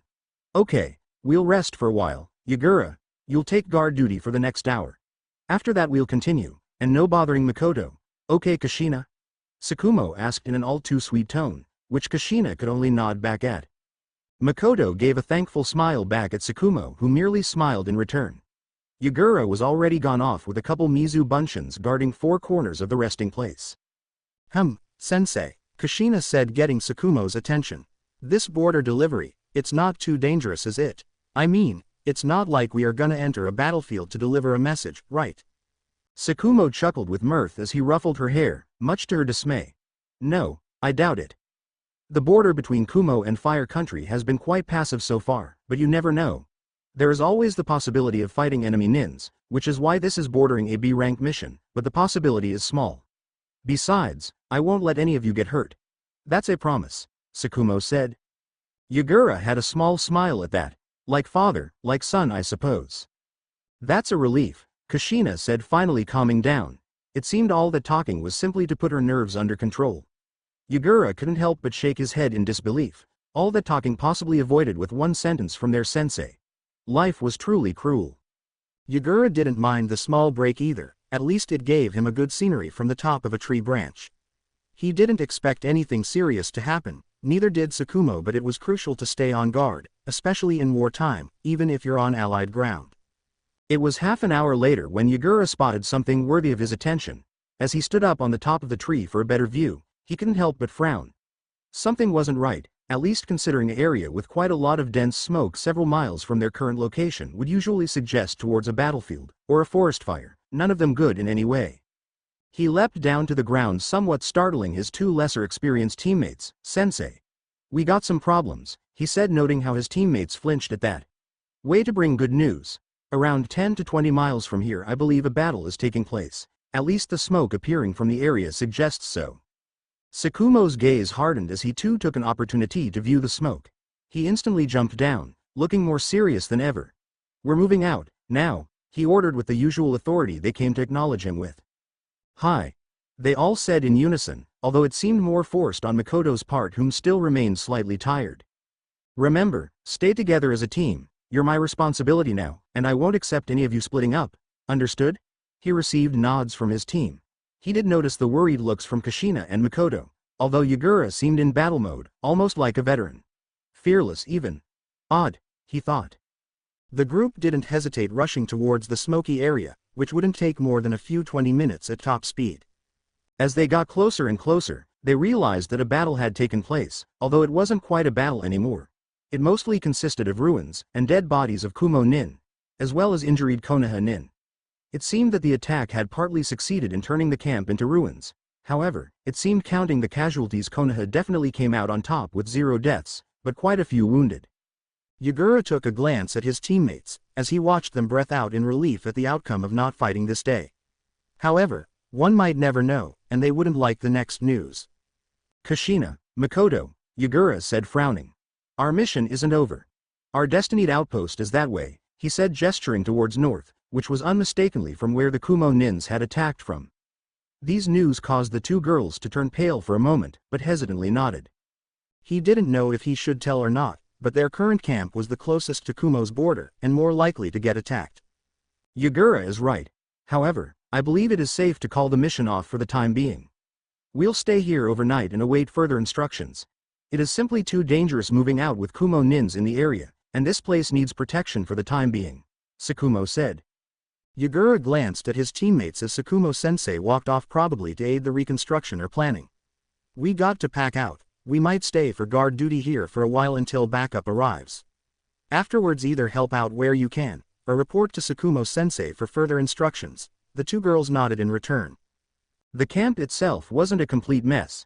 They had lost a few buildings and tents, as well as supplies, but it wasn't too fatal. Most of the Konoha nin in the area even suggested towards a minor victory due to the lack of casualties. Team 5 helped out moving the exploded boulders out of the camp. Yagura even taught Kushina the Mizu no Bunshin just for the extra physical clones helping. He would have taught her Cage Bunshin, but he still hadn't come across a good opportunity to have learned it yet. The Mizu no Bunshin was easily explained due to his previous origin in Kiri. However, the Cage Bunshin was a kinjutsu not to be taken lightly, and all he could do was remain patient and wait for a perfect opportunity. The rest of the day went quite uneventful, much to Team 5's relief. However, they found the trip quite exciting and amusing somehow. The two girls teased Yagura endlessly as he somehow ended up on cooking duty, not that he complained in the least. It was a somewhat cold evening too, but the comfort they all felt as they sat in front of a bonfire made the stay in the raised camp great. Despite the lack of tents and shelter, the Konoha nins remained strong in morale. Especially when Sakumo returned from his guard duty with a guitar which rewarded him with puzzled looks from his genin team. They were pleasantly surprised as he was quite the skilled guitarist, bringing an even better atmosphere than before. The dead Kumo nins had been dealt with, and all Team 5 could do was wait for further instructions. Yagura was quite certain that the mission would be put on halt, and most likely given to a more experienced team. Sakumo was quite satisfied with the turn of events as well. C-rank missions was mostly for genin to get their first kill, and get accustomed to the lifestyle of a shinobi kunoichi. However, this turn of events might have been for the better. His genin had been fully prepared for upcoming battle, which proved them to be mentally ready for the job. They didn't get their first kill yet, but they had been ready for it. The sight of already downed opponents might help them in the long run as well. Somehow he knew the first kill for Yagura would be easily done. He was more worried about Kushina and Mikoto. They were noble and pleasant people, and pacifists at heart. He almost saw his own reflection in Yagura sometimes. He was kind, mostly calm with a fiery temper. He was also loyal, and damn efficient on the field. From the few talks he also learned Yagura was a pacifist at heart, but he knew what the life as a shinobi entailed. He could still remember some of the quotes given from Yagura, which kept a lot of wisdom within them. He would remember them for another time. Those who leave their missions are trash, that's true. However, those who abandon their comrades over a mission is worse than trash. That was his personal favorite. He was slightly worried and relieved that someone could relate to him so much. Not even considering he was only 8 years old, and still missed his first kill as far as he was aware of. I know that someday I will have to make a choice on the battlefield, and quite frankly, that choice is already made. I will kill my enemies to keep my friends safe, even if it haunts me for the rest of my life. That quote was slightly more harsh, but that quote was almost taken from Sakumo's very own life. He glanced at the sleeping bodies of Team 5 with a smile. They were his first genin team, and quite frankly he enjoyed it a lot. They held more talent than anyone he had ever met before, especially Yagura. He never regretted his request to take on a genin team, even during wartime. At first it had simply been as a solution to keep company with his wife. Over time, he grew fond of the kids and their antics. The team was quite standard: the loudmouth, Kushina; the peacemaker, Mikoto; the leader type, Yagura; He was quite happy about the fact that despite these roles in the team, they seemed to get along just fine. With one last glance and a smirk, he gave his final thoughts for the night to a perverted author of a shinobi. He would definitely win their bet regarding whose genin team makes chunin first. The following days was spent in the same manner, although they had received fresh supplies and tents, which meant the camp was as good as new. This was also one of the first attempted attacks from Kumo, although the shinobi's scent was sacrificed pawns, consisting of mostly criminals with explosive tags covering their body. It was only sheer luck that they got close enough to actually do damage. The attack was more of a sign than anything, a sign that Kumo was ready for anything Konoha might throw back at them. That very message had also put a halt on their delivery mission, resulting in a more experienced team consisting of Chunin and Jonin taking over. Their previous destination had finally become the proper base, fighting for control at the borders, and shockingly enough, their current base was targeted as well. Over the last 5 days at the camp, things had settled peaceful, and Tsukumo didn't think their presence would be required for more than 2 days left. During that time, Kushina, Mikoto and Yagura had simply been exercising and practicing. They received pointers from the Leaf Nin appointed to the camp, as well as Tsukumo. This mission quickly turned from an important mission to a beneficial training expedition, not that any of them minded. Yagura had also learned that Mizu Bunshins practically sucked for multitasking, such as making food, repair broken traps, and the sort of work a cage Bunshin would do with no trouble. It did make sense though. A Mizu Bunshin cost less chakra, but he would have to work with what was due. Although he would have never realized that by people watching his clones struggle, somewhat bringing amusement to the otherwise tense shinobis would give him the answer to all his struggles. It was the usual routine. His water clones would remain mentally disturbed and struggle with the simplest of tasks, embarrassing him further as every ninja in the area laughed at the display. Some of them even poofed out by walking into each other. His eye twitched at the display of a clone sticking his hand into the hot kettle, poofing away in cold water, cooling the otherwise boiling water down. He was very happy that he didn't regain the memories from these clones. However, despite how funny the display was for the Chunins and Jonins, some of them took pity on him. Tsukumo of all people too. "Hey Yagura, I think you should stop using the Mizu Bunshin for now, okay?" he said, grinning widely. Yagura gave his all too familiar pout with crossed arms with a heavy glare. "Oh yeah? You got any other ideas, Mr. Know-It-All?" Tsukumo mirrored the infamous Kakashi eye smile, slightly scaring Yagura as he thought Tsukumo to be the reincarnation of Kakashi just then. Although, that would make no sense at all. Unless Kakashi stole Tsukumo's body like he somehow did with Yagura? "I got a technique which might help you out quite a lot. However, I must warn you first. It drains quite a lot of chakra, but I believe your reserves might just be able to handle it. Just don't strain yourself, okay? It's a kinjutsu for a reason. You might die overusing it." "Oh yeah, the information returns when the clone poofs away," Tsukumo explained as Yagura's eyes widened at the implication. "It's called the Cage Bunshin no Jutsu. Now follow my lead." Yagura couldn't help but mentally cheer and grin widely. He mirrored the crossed fingers perfectly as they both muttered Cage Bunshin no Jutsu, with the proper chakra flow. Tsukumo watched slightly in awe as Yagura seemingly learned the technique on first try. Prodigy and a genius, that's for sure, he thought. Yagura blinked at his clones, who blinked back. "You there, go cook. The other one go repair traps. I'll go back to removing boulders from the camp." A chorus of "Yes boss" was heard as the clone master had returned. The sight of several Yaguras working out for almost 20 Jonins alone was quite a funny and amazing sight. A kid looking no older than 6 or 7 due to his height carrying a quite impressive amount of weight of boulders just had to bring attention.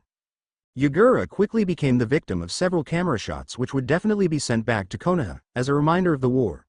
Usually history books would use photos from wars, and at least this was a humorous one. Yagura didn't mind, it was fun after all. Plus, it would teach the whining kids such as Sakura and Ino in their younger days to pull themselves together earlier in life. When they saw him in the history books, the mental image itself would make him sleep better tonight. Or so he thought. Yagura along with his 2 teammates woke up quite suddenly by the sound of yelling and explosions. Yagura's past experiences and knowledge made him react fast to the situation. They were under attack by a well-coordinated stealth and assault squad from Kumo. He along with his teammates lost their ground on the earth as it shattered from the explosion tags. He glanced worriedly at Kushina, who screamed out in pain as her foot got stuck in the ground. He watched in slight relief as Mikoto helped her out. "Yagura, watch out!" Kushina screamed in panic and pain. Only due to that warning Yagura managed to pull off the impossible, By simple withdrawing his staff, pushing it slightly to the side on his back, managing to guess the area a hail of kunai would impact at his back. The kunais all hit his staff by sheer luck, but he wasn't one to complain. He was always a lucky person regarding gambling, and that was one of his best gambles so far. However, he wasn't able to celebrate for long as two Kumo shinobis assaulted him.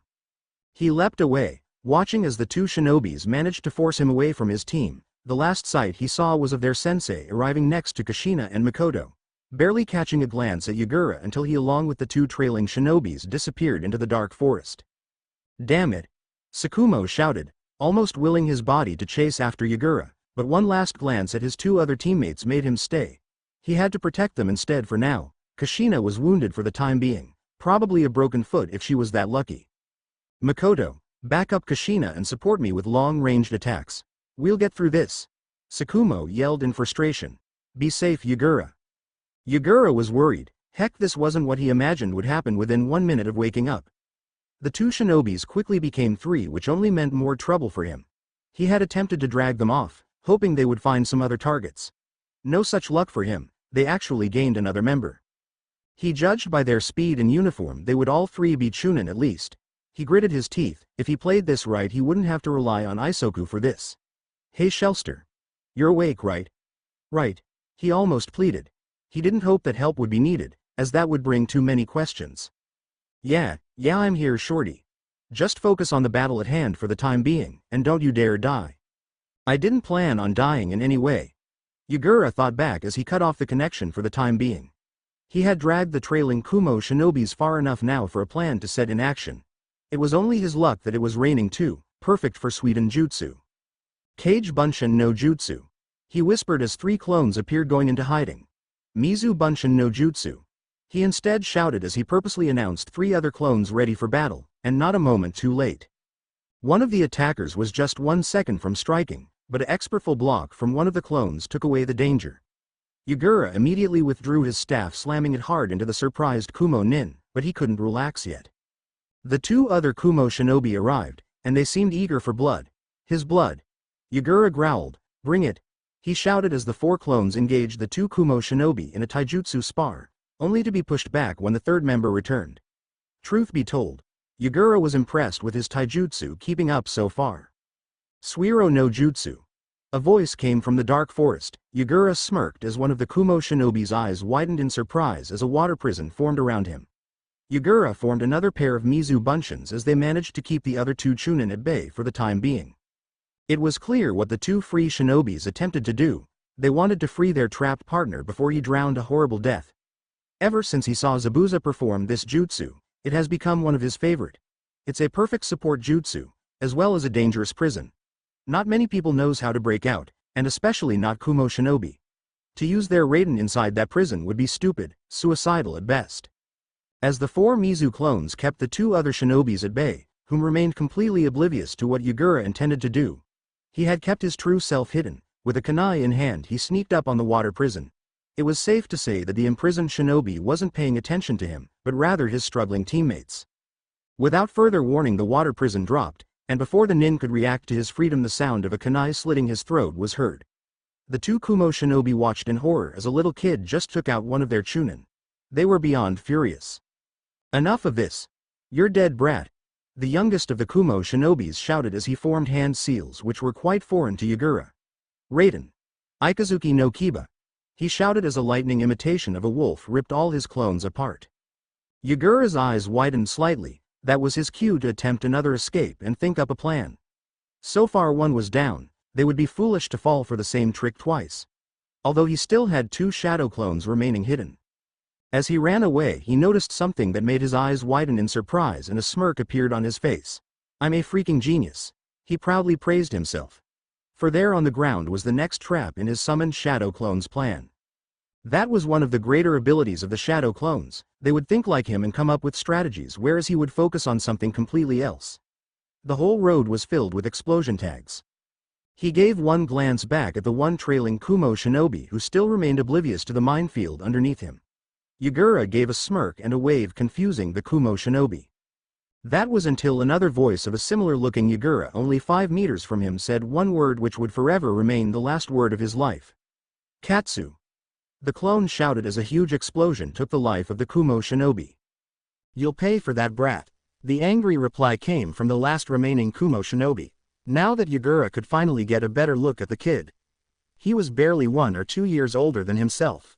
A chunin barely older than him, impossible. Hey, what's your name? Yagura asked as the face did seem quite familiar. Tish. I suppose I can reward you by telling you my name. It is after all the last name you'll ever hear, he said with a dark smirk. Yatsuki-e. Yagura's eyes widened. No way. This can't be. Is this a joke? He thought wide-eyed and in complete shock. What's your name then, Gaki? I think I deserve to know yours as well, he asked. Yagura simply blinked. Yagura. Kenji Yagura, he said blinking furiously. Was this really happening? Did he really face the Yondaime Reikage in the body of a former Yondaime Mizukage? Ludicrous. And just what was he doing in an assault group? Were they really so arrogant as to send a Kage's son for an assault attack? Sure, they had the numbers, but still a 10 or 11-year-old chunin, who so happens to be the son of a Kage shouldn't be led off on such missions. They probably took Konoha's forces for granted due to the large numbers sent by Kumo, Yagura mused. Smirked. Ah, I see. So this is a Kage family battle? I am surprised you're working for Konoha though, Kenji. Although I won't bring myself into your business. Let's get on with this. Yagura could only smirk. This was almost a dream come true. Last time they met he bested A in speed, this time however things might end up different. Hey, life sure is interesting. Yagura was slightly impressed that A would remember his surname. He supposed history of the enemy villages was important, and knowing of the former Mizukages was a must. Without further warning Yagura's eyes turned ice-cold, forming hand seals at an impressive rate. This was a match not to be taken lightly. Sweden. Laku no jutsu. He shouted as he shot several barrages of darts towards A. Yagura wasn't surprised that A managed to dodge it with speed alone. Yagura kept on attempting to remain at a distance away. He could not risk getting in close with someone like this, yet. Sweden. Ya no Kuchi. Yagura shouted as a water snake leapt towards A, chasing him around. At least this would give him some ground for the time being. Yagura once again praised his chakra reserves. He would need to play this out smart, and the win would definitely be his. If he could somehow lure him into a trap, the match would be his. However, that was not to be as his body was surrounded by lightning as his speed increased a lot. It was only by reflexes and experience that Yagura managed to block the blow with his staff, taking another far leap away. Damn it, what to do? What to do? I still have one clone hiding, what's his plan? He thought as his mind went over several tactics. Just then another group of shinobis arrived in the clearing. Yagura cursed as he saw the Kumo Hite 8 on their foreheads. However, he sighed in relief as Sakumo arrived next to him along with some other slightly wounded Konoha nin along with Mikoto and Kushina. It seems they had left the campsite. Things must not have been looking good. Yagura. How are you holding up? Sakumo asked, clearly wanting a quick report. 2 chunins dead, 1 remaining. Although he's getting on my nerves, Yagura said, showing signs of stress. Despite the situation, Sakumo couldn't help but widen his eyes for a moment at the thought of Yagura taking out 2 chunins in a 1-against-3 fight. He would have to get the details should they survive. Yagura, we need to flee, now. We have a few wounded who needs attention now. Sakumo shouted as he took a combat stance next to Yagura.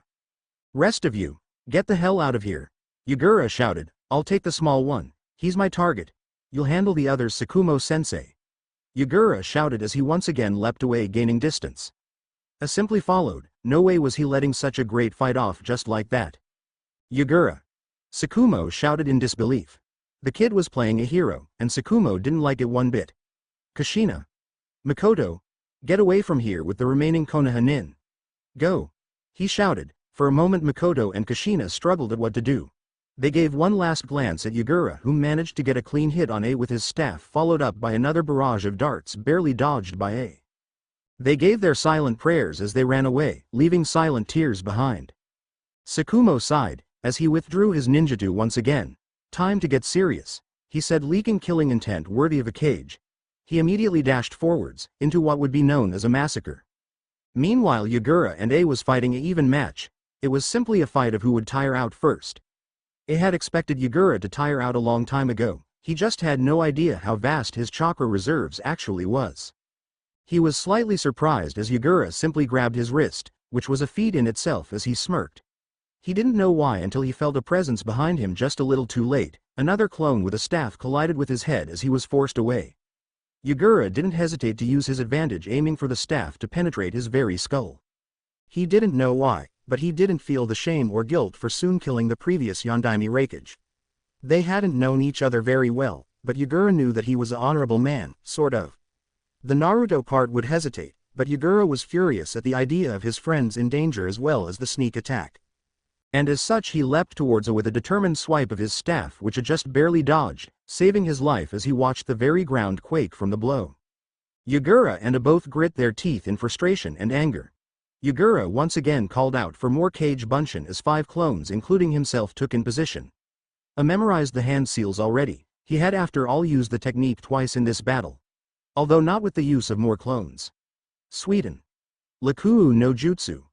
All the Yaguras called out at once as several barrages aimed at the somewhat fleeing form of A. Yagura watched pleased as several of the darts hit straight on, but that very attack had done quite a number on his chakra reserves. He wasn't Naruto anymore, and not an Uzumaki with already vast reserves from the very get-go, including slightly increased healing abilities. Yagura hadn't been wounded yet, A however had been hit. A wasn't too tired yet though, Yagura was. It seemed like this battle was still able to go to both sides. I must say, I admire your skill. Yagura said breathing heavily. You're worthy of your name. Likewise, I replied also breathing heavily. You're a worthy opponent, I'll remember your name when you die. Yagura scoffed. Tish, keep telling yourself that. He muttered. Let's play this game by your rules then. First test, Taijutsu. Yagura said calling out for 3 more clones. Let's roll, he said as both opponents dashed towards each other. This isn't right, is it? Mikoto asked afraid and in a state of panic. We can't just leave them behind, can we? Kushina bit her lower lip. She too was worried but Tsukumo had given them a task to return the wounded Konohanins. I don't like this either at all. I should be there to fight. I haven't even done a single thing despite getting injured from the get-go, Ibane. Mikoto sighed in frustration. You got a broken foot, you can't go back. Kushina grunted in a very unlike lady manner courtesy of Kushina only. My foot is all right now, see? She said waving the foot around. I'll be damned, how did that happen? Mikoto asked in disbelief. Kushina flinched slightly. She knew it was the Kyuubi helping her but waved her off. It's the Uzumaki blood running in my veins. Ibeo, it's a bloodline. Incredible. One of the wounded Konohanins muttered in amazement at the healing ability. She quickly shook her head and focused on the task. I know what you're going through right now. Believe me, we can take the trip back on our own, should you decide to leave. Don't worry, she said giving a genuine smile. Mikoto and Kushina both gave a glance at each other. They noticed that the other wounded nins nodded back at them. Kushina and Mikoto didn't have to be told twice, they were cowards before. But one thing was for sure, they couldn't leave behind their teammates. Let's go! Kushina shouted with loud enthusiasm. Mikoto ran with her as they both withdrew their ninjutsu prepared for battle. Not many would notice their immediate presence due to the heavy rain and thunder anyway. Second test, Genjutsu. Yagura said not even caring about his bloody face, as well as his ragged clothes. His only comfort was that it didn't look any better. Batsuraku Gozo no Jutsu, Yagura whispered smirking. Was breathing heavily. He didn't hear the name of the genjutsu but he knew something was up. He could feel the air around him diminish. That's when it hit him. The damn brat was trying to strangle him by genjutsu. Kai, he called out quickly, only to realize he was in a second-layer genjutsu, only that nothing was happening to him. This was due to Yagura's second part of his plan. Kaben Yokai, Petal Disguise, which kept him hidden for the time being. Unknown to A2 shadow clones had been formed in the moment he lost attention to Yagura. He remained steeled, but could feel the chakra draining him. The clones had to work fast. Suiro no Jutsu. One of the clones shouted. The other clone threw several explosion-tagged kunais at the target. He merely leapt away. This gave the steeled Yagura his opportunity. He leapt with his staff in his arms slamming it into the oblivious nin whom collided straight to the ground with a loud thud. The 3 Yaguras followed that up by throwing several shuriken at the target. Out of the 15 thrown, 4 of them hit target in his back. Yagura smirked as he panted from a safe distance. How's that? Huh? He asked smirking. Simply forced himself back up. You brat, you'll regret that, I'll kill you, so much for respecting your opponent any longer. Yagura thought, finding at least some amusement in the situation. "I'm gonna rip you apart, you freaking midget," A yelled. Time seemed to freeze at that moment. Did he just call me a midget? He thought, wide-eyed. His eyes narrowed in anger as he took a firm grasp of his staff. With one surprising war cry pulling A off guard, Yagura for the first time in the fight initiated the close combat fight with his last remaining strength. When Kushina and Mikoto arrived at the very same clearing from before, they met a terrifying sight. Their sensei was the last man standing, but that wasn't what terrified them. He was bathed in the blood of his enemies, and the occasional lightning from the sky only added to his intimidating figure. They both flinched as he glanced at them with the coldest eyes they had ever seen on his person. His eyes immediately softened, then widened as he remembered his third genin. He watched as a few Kumo shinobis were running off in the very same distance, feeling a sudden need to get away from this bloody demon. "Damn it. We gotta get to Yagura before them, let's go," Tsukumo shouted, already in movement from the moment he started ordering around. Both Mikoto and Kushina ran with incredible speed, their adrenaline kicking and adding to the speed. They would save Yagura, that was one thing they wouldn't fail. Yagura was in trouble, and he knew it. He had considered using his Biju's chakra, but then he felt the incoming presence of his sensei and teammates whom would arrive soon. He would just need to buy a bit more of time. A didn't seem happy. He didn't need anybody's help, yet some random Kumo Chunin interrupted their fight. He felt disgusted with himself. He finally met a strong and skilled opponent just for this idiot to ruin the fight. He couldn't even stop the other nin's movement as he leapt towards Yagura, who used his last remaining strength to fend off the assaulting nin. I had to admire the kid. He was younger than himself, yet held his ground against a fresh Chunin both physically and chakra-wise, despite already killing 2 Chunin. He would soon bow under from the pressure, that it was sure of, but the kid had at least earned his respect. He watched as another group of Kumo shinobi and Konoha nins arrived in the clearing, some other brats looking slightly older than the Kenji kid, amused. He was out of the match either way, he was too tired and exhausted. He kept his focus on the struggling form of Yagura, as this last attack would decide his fate, both of the nins holding, and forcing a kunai to their very necks. It wasn't a fair fight, he realized, as the Chunin was barely winded. He glanced at Yagura's teammates who all seemed busy in their own fight, which meant no help for the brave fighter. He felt a grasp on his shoulders. Glancing up, it was one of the Jonins who was about to take him away. It wouldn't do to lose Akage's son, and this mission was a failure. An utter failure. They had spent valuable resources for a worthless campsite which was mainly used for experience for the younger shinobis. They had lost many nins, and it wasn't worth it. Konoha even escaped with quite a high amount of their own. However, he did get to watch the last dying moments of Yagura's fight.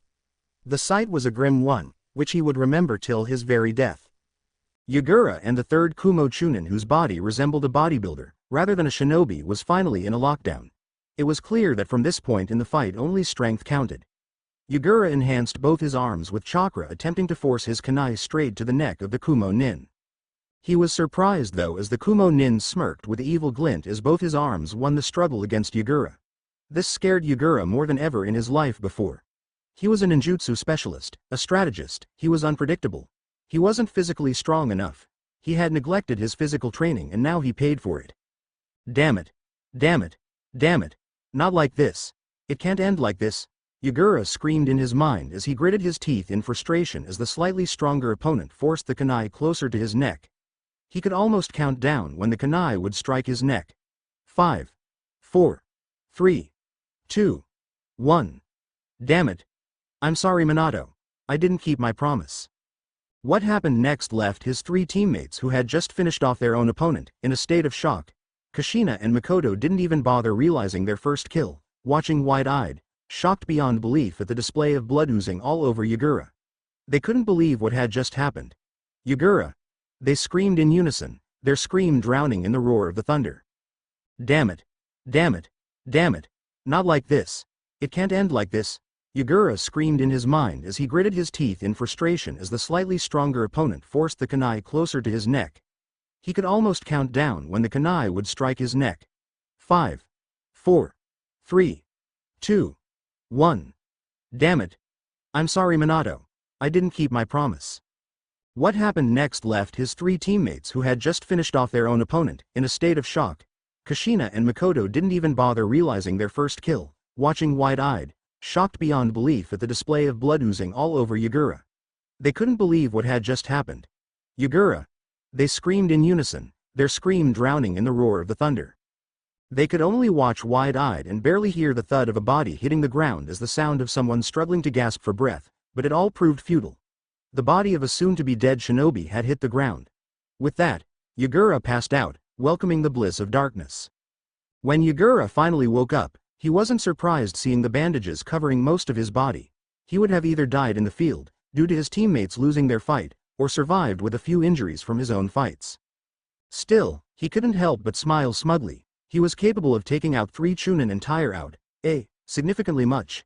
If that wouldn't show his superiority to Minato, then he didn't know what did. The fact that he single-handedly held back 3 Chunin at once as well as defeat 2 of them was only proof of improvement. He still didn't like the way he completed the feat. It was actually thanks to Minato, and that silent promise he didn't want to break. He had attempted to give his teammates enough time to save him, before he did something ridiculous which would only lead to more questions. He sighed. He had used 2 sorts of combat techniques he wasn't supposed to be using for a long time. At his weakest moment, just a split second before the Kumo Nin had the chance to slit his throat, he had called upon Isobu's chakra, as well as used a Rasengan on his opponent in one swift motion. The Kumo Nin was simply too shocked that he let go of his kunai. However, Yagura had been both lucky, reckless and intrigued. The Rasengan had been a violet color, and way more destructive than intended. Instead of simply pushing the Kumo Nin away, it exploded on his very neck. Half of his neck and face had simply disappeared in one overpowered Rasengan strike. The Nin had wheezed for a few seconds before he fell to the ground dead, which Yagura did as well, although he wasn't going to the afterlife like his opponent. He was simply going to blissful sleep which he so very much deserved. But this still brought some questions he rather didn't want to answer. Did Tsukumo, Kushina or Mikoto notice him using the Rasengan? Did they see the chakra of Isobu? He supposed using the Biju's chakra was a plausible explanation for the horrible damage caused on the Kumo Nin. After all, Tsukumo doesn't know the power behind Jinchurikis, and the excuse is easy. I called upon the power of the Sanbi by accident, oops. Nobody would need to know, or was ready yet to know that he and Isobu were partners. He hadn't attempted to transform into any Biju forms, which would not only be insanely dumb but risky as well, considering he was only in an 8-year-old physical body. There were rumors about losing some of your life force every time you use the chakra as well, not that ninjas would care about such effects. If a shinobi survived their career and died of old age, then it was a damned good job done. Not many could accomplish that feat. Yagura obviously could explain to some degree how he saved his life from certain death, with a certain jutsu which only Tsukumo could hear about. It all came down to if any of them actually noticed him or not. It all happened within 2 seconds after all. He didn't get the chance to ponder more excuses or similar thoughts as the door pushed open. Yagura believed he looked pretty damn pathetic as he could barely move an inch in all these bandages. He didn't recall breaking any bones, but he simply believed the nurses liked to turn people into mummies. As the door opened he was greeted by his team. He couldn't help but admire the timing they came in. Just few seconds after you woke up. Just great. Great timing.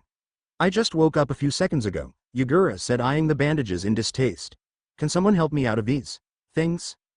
Yagura didn't get an answer as he glanced up at his team. Kushina and Mikoto was glaring at him, while Tsukumo was staring at him in amusement. He didn't quite understand the sudden mood change. They seemed so happy when they first entered. Baka! Kushina yelled, pointing an accusing finger at the blinking mummy. Mikoto mirrored that remark by glaring as well, with crossed arms. What did I do wrong? Yagura asked, curious. As far as I recall, I kicked ass. I took down 3 Chunin in fact. I survived a 1-on-3 battle even when they were all older, as well as higher rank than me. Tsukumo laughed at that remark while the 2 girls still glared. How long have I been out? A week, was the quick triple reply. Yagura's eyes widened at that. No wonder he didn't need these bandages, he was all healed up already. He shrugged nonchalantly, to his best efforts having almost every muscle restricted from movement. These bandages was some tough stuff. In that case, can someone help me out? I would like to get back to Minato and boast about my awesome abilities. You're a little bit too late for that, Tsukumo said, grinning. I've already boasted enough. Not many can brag about having a genin fight for Chunin, and even end up winning. Damn, I'm a good sensei. Yagura chose to ignore that as he focused on the still glaring girls on his team. Is something wrong? He asked as they rolled their eyes. I don't understand. You acted too reckless. You can't just go off yelling, run off. and then immediately go into battle. We're a team, and we do things together. Mikoto said in a scolding tone. Sorry, I didn't quite think about it. I was in this certain mood when fighting that kid. Yatsuki-A was his name. He was the Raikage's son, he told me. Pretty cool, huh? He said, grinning. I felt like a legendary battle was taking place. I didn't think clearly. Tsukumo chuckled as he sat down in a chair. He knew just what he was talking about. He had his own fair share of awesome battles. Although Yagura meant legendary battle in a complete different and actual logical sense. By the way, we were wondering about something. Kushina muttered. We didn't quite notice what happened, but perhaps you can enlighten us. You see, you were almost dead. I actually thought you were gonna die, she said, clenching her fists. And then something crazy happens. Some lightning blinds us, and the next thing happens is that your opponent's head was blasted off. I mean, what the hell? Yagura's eyes widened slightly at that. He wasn't sure if Kushina exaggerated just a little bit, or if he actually hit him that bad. What did you do to him? Was the question they all asked in unison. He blinked. I don't know. You don't know? Mikoto asked, suspicious Sharingan spinning. Yagura instantly gulped at the perfect lie detector in full display. Are you sure of that, Yagura? She asked in a very sweet tone. Yagura sighed. Here goes the awesome Yagura mislead, but don't lie persona. I have no idea how I literally blew off his head, I swear. And truth be told, he didn't know how he blew his head off. As far as he was concerned, it was only half the head. He's speaking the truth, Mikoto said, frowning. Yagura glanced at Tsukumo. At least this would stop this little interrogation and end it at that. Do you think it was the belly beast? Tsukumo's eyes widened slightly as he took the not-so-subtle hint, as he sat in a thinking pose. I believe it could be. I mean, it's plausible. Who knows? He muttered. What are you two talking about? Mikoto asked. Secrets, Yagura stated with a smirk. Secrets which are highly classified, so stop prying already. Mikoto and Kushina's eyes narrowed in an instant. I think we speak for both of us when we don't like feeling left out. They spoke creepily in the same tone and at the same time. They paused for at least 5 seconds before continuing. Are we clear? Okay, it was official. Those two creeped the hell out of Yagura and Tsukumo. Bring it up with Hokage-sama. Yagura replied, sweat dropping, giving a pleading look at Tsukumo. He still had trouble getting out of these bandages, and being surrounded by creepy girls talking in unison as if they were one being was creepy. Oh, come on. Just tell us, Yagura. Kushina all but pleaded as she along with Mikoto looked pleadingly at Tsukumo and Yagura. Tsukumo knows the secret. I'm just the messenger, Yagura said, smirking. Tsukumo raised an eyebrow, as if saying, really? Well, it seems you're getting better, Yagura. Please do write a letter, or visit once you're let out of the hospital. Until then, I suppose it's only fair that you spend time with your teammates. They have been very worried about you. Yane, Tsukumo said, smiling. So what's this secret anyway? You can tell us now that he's gone. Kushina said, eyes glinting evilly. You're doing this in a wrong approach, Kushi-chan. It won't do to beat him up. Mikoto berated her. Yagura simply raised an eyebrow at that. Since when did they play nice? I have a better idea, you see, Kushi-chan, she said, searching through a closet.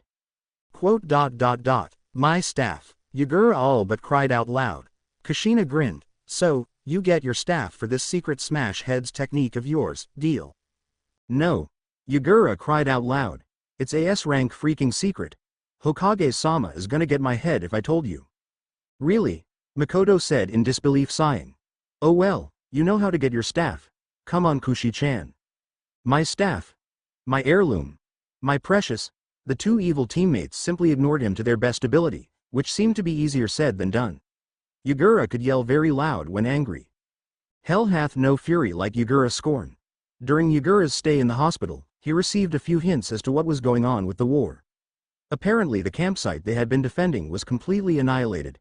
However, it seems like Konoha came out on top even in that exchange death-wise. Yagura still didn't quite get Kumo's mind about that assault mission. They acted too reckless, which he pretty much ended up using to his own advantage, earning 2 free kills on 2 higher-ranked shinobis than himself. This feat alone made Tsukumo request a Chunin promotion for Yagura, although Hiruzen quickly declined, refused and shooed Tsukumo off instantly. When Yagura heard of this, he wasn't sure what to think. He was skilled enough to be a Chunin, that was for certain. The Hokage didn't want him to become a Chunin, because every Chunin will eventually get sent to the front lines. He didn't really care too much for that. He simply wanted to beat it into Minato's face that he would get a Chunin rank first, no matter what it would take. Other than those small details regarding Yagura's shinobi career, the war has been pushing into more brawls, battles and sabotage missions all over the world map. The world was in the full definition of a war, and Team 5 was just unlucky enough to end up in the middle of it as it begun. Kumo seemed to push towards Hai no Kuni, which didn't come as a surprise to Yagura. So far Konoha seemed to be stable, not many useless deaths occurred.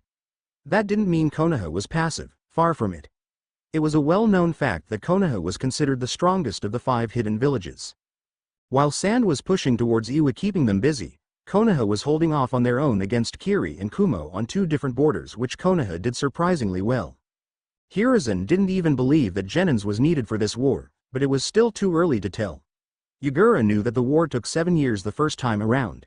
It would most likely end up around that length this time as well. He would be 15 when the war ended. And he would damn well be a Jonin when the war was over, this he promised to himself. He would then go for the Hokage seat as well, he was simply just made for the job, he reasoned. That, and the shocked faces of Minato, Mikoto and Kushina would be worth all the paperwork. When Yagura was finally outside of the hospital, it didn't take him long to retrieve his staff. Mikoto could be very unoriginal when it came to hiding places. Who of all people would hide such a majestic item such as his staff under their bed? The most difficult part was simply to break in. The Uchihas wasn't happy about non-Uchihas walking around their compound, it seemed. Either way, it seemed like the 2 teammates had calmed down somewhat. They had even gone as far as to ask the Hokage, whom admitted Yagura was right. It was actually a S-rank secret, and that they shouldn't pry.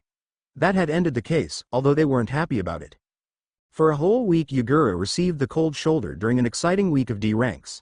It was first when he asked how it was his fault for not being able to tell, which they had to agree with. They started talking with him again since then. Yagura didn't understand girls when he was 16 as Naruto, and it didn't seem like Yagura had any more luck so far. Even the ancient 3-tailed turtle in his stomach, who was always eager to pick up knowledge, remained confused. However, training quickly resumed for Team 5, and for that Yagura was grateful. By the way, I never asked. What happened once I passed out after blasting that Chunin's head off? Yagura asked. Well, the fight was pretty much over. We all finished off our opponent at the same time, and the remaining Kumo shinobi regrouped back at the raised campsite. We retreated from that point with Tsukumo carrying you, Mikoto explained. Oh. Well, thanks. Yagura said sheepishly. He wasn't one that usually thanked people, but he supposed saving his life was sort of nice. You're welcome. Either way, we're back in Konoha for D and C ranks for Kami knows how long. It seems Hiruzen won't allow any of you to take on the Chunin rank until you reach the age of 10, unless the war takes a drastic change. Tsukumo said, frowning somewhat. I won't be your sensei forever either. I will be sent to Iwa's borders soon. Yagura raised an eyebrow at that. He remembered Tsukumo's reputation from the village of the sand. He was seemingly the same for Suna as the Yellow Flash was to Iwa. If he ended up on Iwa's front line, well, that's one more historical change. This also means you'll swap senseis once in a while, and even train on your own at times. I would suggest sticking together as a group. You all make a good team after all. The 3 students nodded at that. Now, let's get some training going on. I can't have lazy students hanging around giving me a bad reputation. Yagura merely smiled. He would do his absolute best to advance in skill. He could somewhat reason with Hiruzen's ideals about sending young shinobis to war, especially Jinchurikis. But then again, he would just have more time to prepare, and prepare he would definitely do. That was his promise for the next 16 months.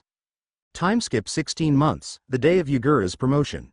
Over the many months not too much happened. Yagura remained the shortest of the academy bunch, but he was considered the strongest.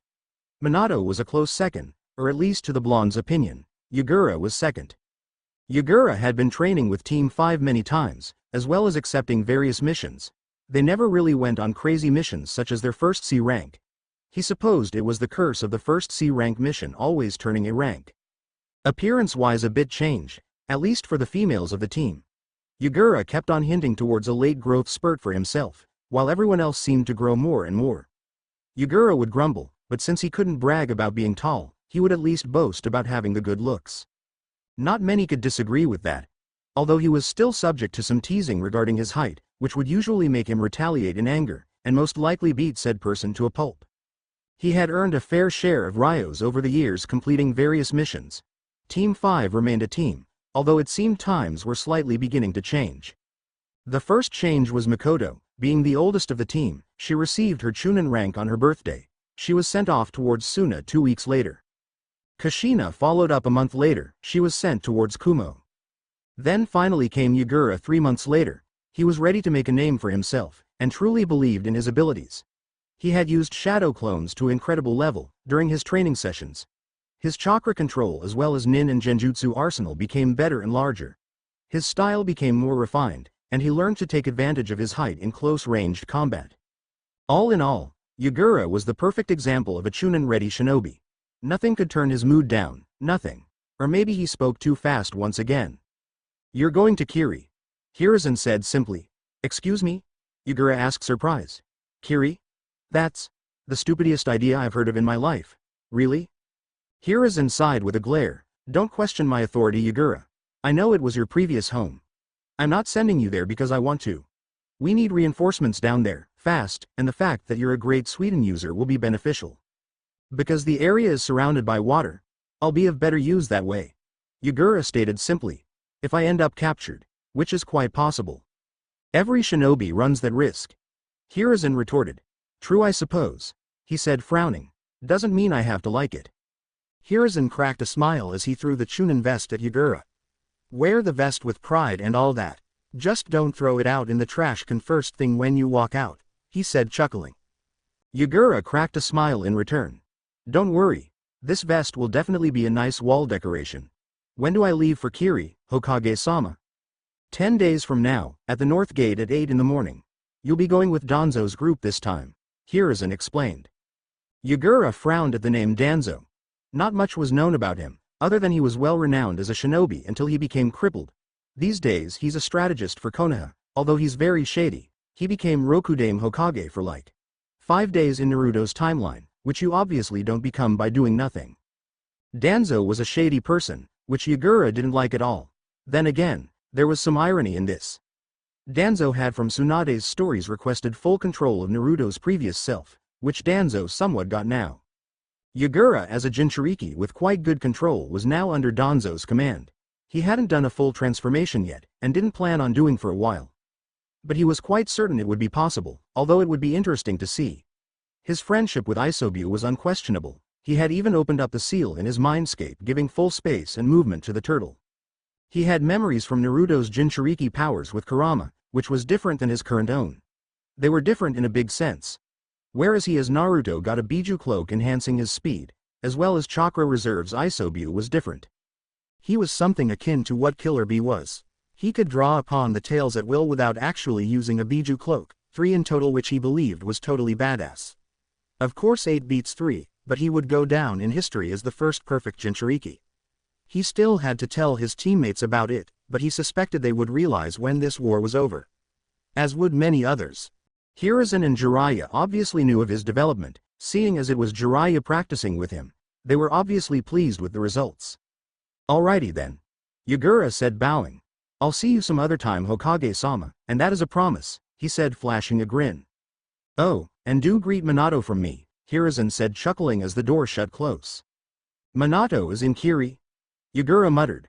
"I'll definitely not let that blondame show me up." He grumbled as he walked back home to prepare his supplies, as well as weapons and tools for the trip. Yagura was beyond pleased as the group traveled towards east to the wet islands of Kiri.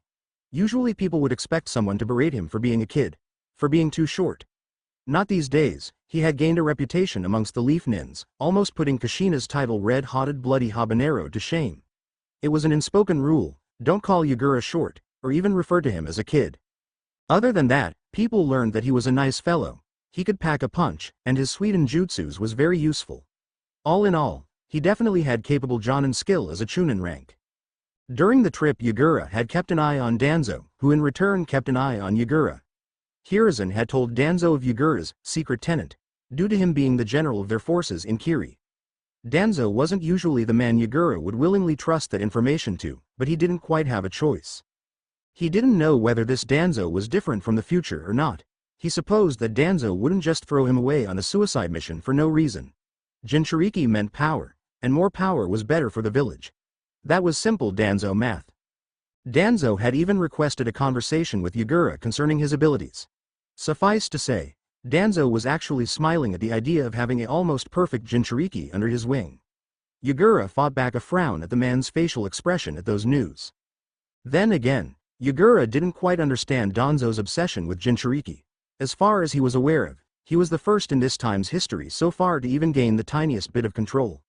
Everyone else was either suppressing their demon, such as Kushina, or running mad, as the Shikaku containers in Suna.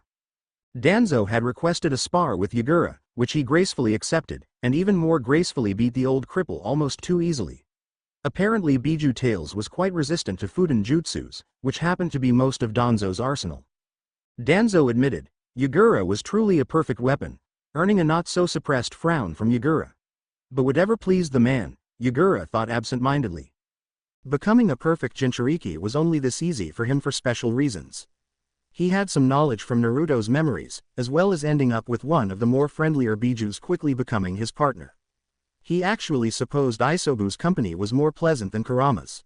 Apparently being free outside for the turtle is just as boring as inside the seal. Most of his hideouts would be by sea, which to Isobu was horrible boring. At least he could adjust the scenery to his liking in the seal, and enjoy Yagura's fights. They had easygoing friendship, and it would stay that way for a long time, Yagura promised himself. His training didn't only consist of Suiten, taijutsu, as well as getting accustomed to using the Biju's chakra. To be fair, the Biju chakra training was by far the easiest, as there was no more resistance from his partner. He had recently gotten a new element, and one of the more dangerous ones combined with his current element. He had gotten lightning, which would definitely make a dangerous combo. He was still getting accustomed using the lightning element, but he made fast progress. Well, considering the masses of shadow clones he made for a simple training session. As the group of about 200 shinobis walked through Mizu no Kuni, Yagura couldn't help but suppress a small smile. The whole area was perfect. The amount of water all over the place would prove useful, and he supposed he had his previous knowledge of Kiri to thank for, as the mist didn't seem half as annoying to him as it did to others. The group traveled for 3 days in total, and finally sighed in relief when they arrived at the main base. The base itself impressed Yagura. It was more like a fort than the usual campsites with tents. This seemed more like a minor town, most likely an abandoned town which Konoha simply had taken over. It was perfect luck too. The base was in a perfect position and the walls surrounding the village would prove great for defense. As Danzo finally dismissed them, Yagura quickly walked around exploring. It seemed like the camp had 3 eating sessions per day. A few personal rooms, although they seemed to get quite crowded as the war went on. There was also a hospital ward, and speak of hospital wards. Why are you always bandaged like a mummy whenever I see you? Yagura asked with obvious amusement. Yagura. You're here? Minato asked, then shaking his head. It's great to see you, really. You being here probably means reinforcements arrived. Another quick nod and a sigh of relief, thanked Kami for that. Yagura took this time to get some information. Leaning towards the wall, another round of questioning rounds between the two friends and rivals was shared. Such as how things was going in Konoha in Minato's case. Or simply how the war was going around here, and some tips or information as to how Kiri would usually fight. At the end of their little chat, Yagura realized Kiri hadn't changed in the least. They still relied on stealth and ambushes. Too bad for them, two could play that game Zabuza style in the mist and lots of water prisons. The next few days was spent pretty much doing nothing. Danzo was still strategizing, putting units to whatever good use he could imagine. Yagura didn't quite understand these leaf nins though. They all refused to wear proper clothing, sticking to their usual attire, even despite this land was constantly raining, as well as the heavy mist. Yagura had often encouraged people to at least wear some camo clothing, for their safety's sake too, as it kept them hidden easier, but it was refused. Their loss, Yagura reasoned. At least he thought so, until his allies mistakenly saw him as a Kiri nin for a moment. It seemed like proper equipment wasn't always the safest way to go at it in war. As time went on, he finally got a request from Danzo to report at his main tent. Yagura didn't hesitate in the least, he was getting restless already. Alright, everyone's present. Let's start the meeting, Danzo said, moving towards a map of Kiri. Yagura took that moment to notice the others in the room. It seemed like around 200 Shunin and Jonins had assembled, and hopefully they would get sent out. I've spent the few days here to read your reports, and see your additional skill. I have put you out to where I believe your skills will do good use. Around this tent, you'll find several papers with your names on some of them. When you find your name, you'll see which base I've decided to set you off to. You'll leave first thing in the morning for your new area. Any questions? Danzo asked. None came. All right then, get to it. Yagura sighed as he waited for the others to stop looking. The place was crowded, that much was for sure. The fact that everyone was taller and blocked his view was annoying too. He somewhat toyed with the idea of using one of Isobu's tails just for the extra height. The sight would be a hilarious one, that's for sure. As time passed by, more people left the tent.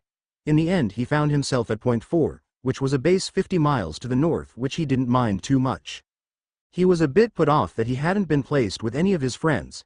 He knew for a fact that Inoichi, Minato, Hizashi and Shikaku was around the borders of Kiri, but all of them in different base points.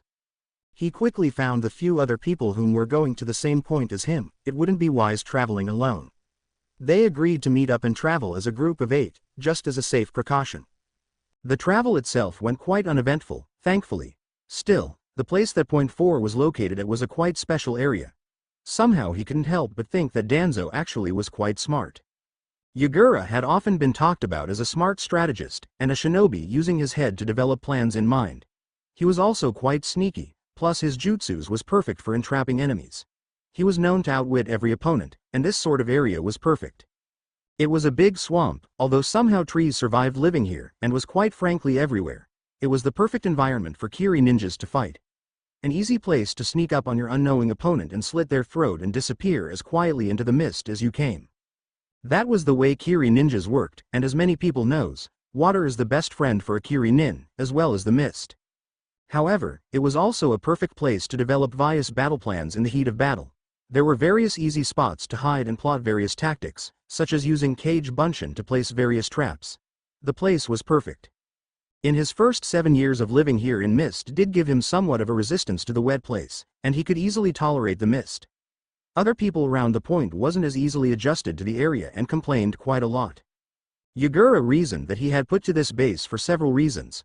1. Since this place would never work out as a full-out open battle, it was more of a sneak and assassinate war.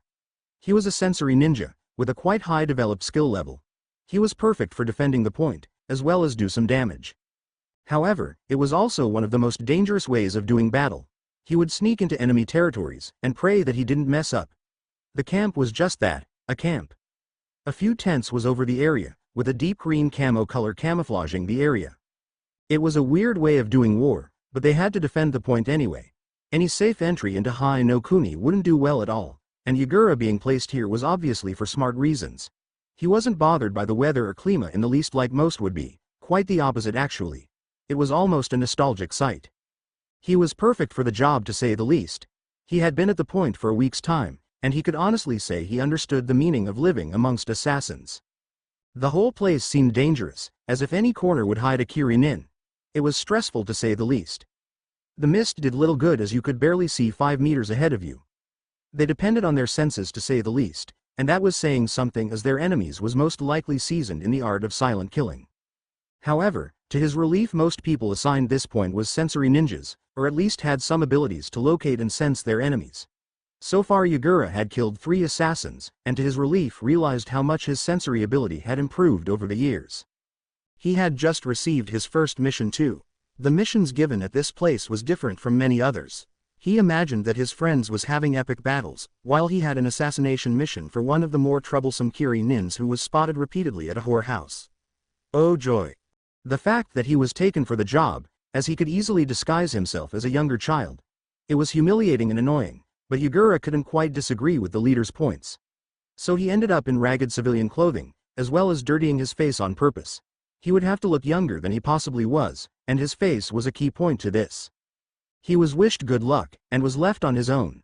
These missions was solo missions and done by your own skill alone. If you were captured there was no hope of ever returning.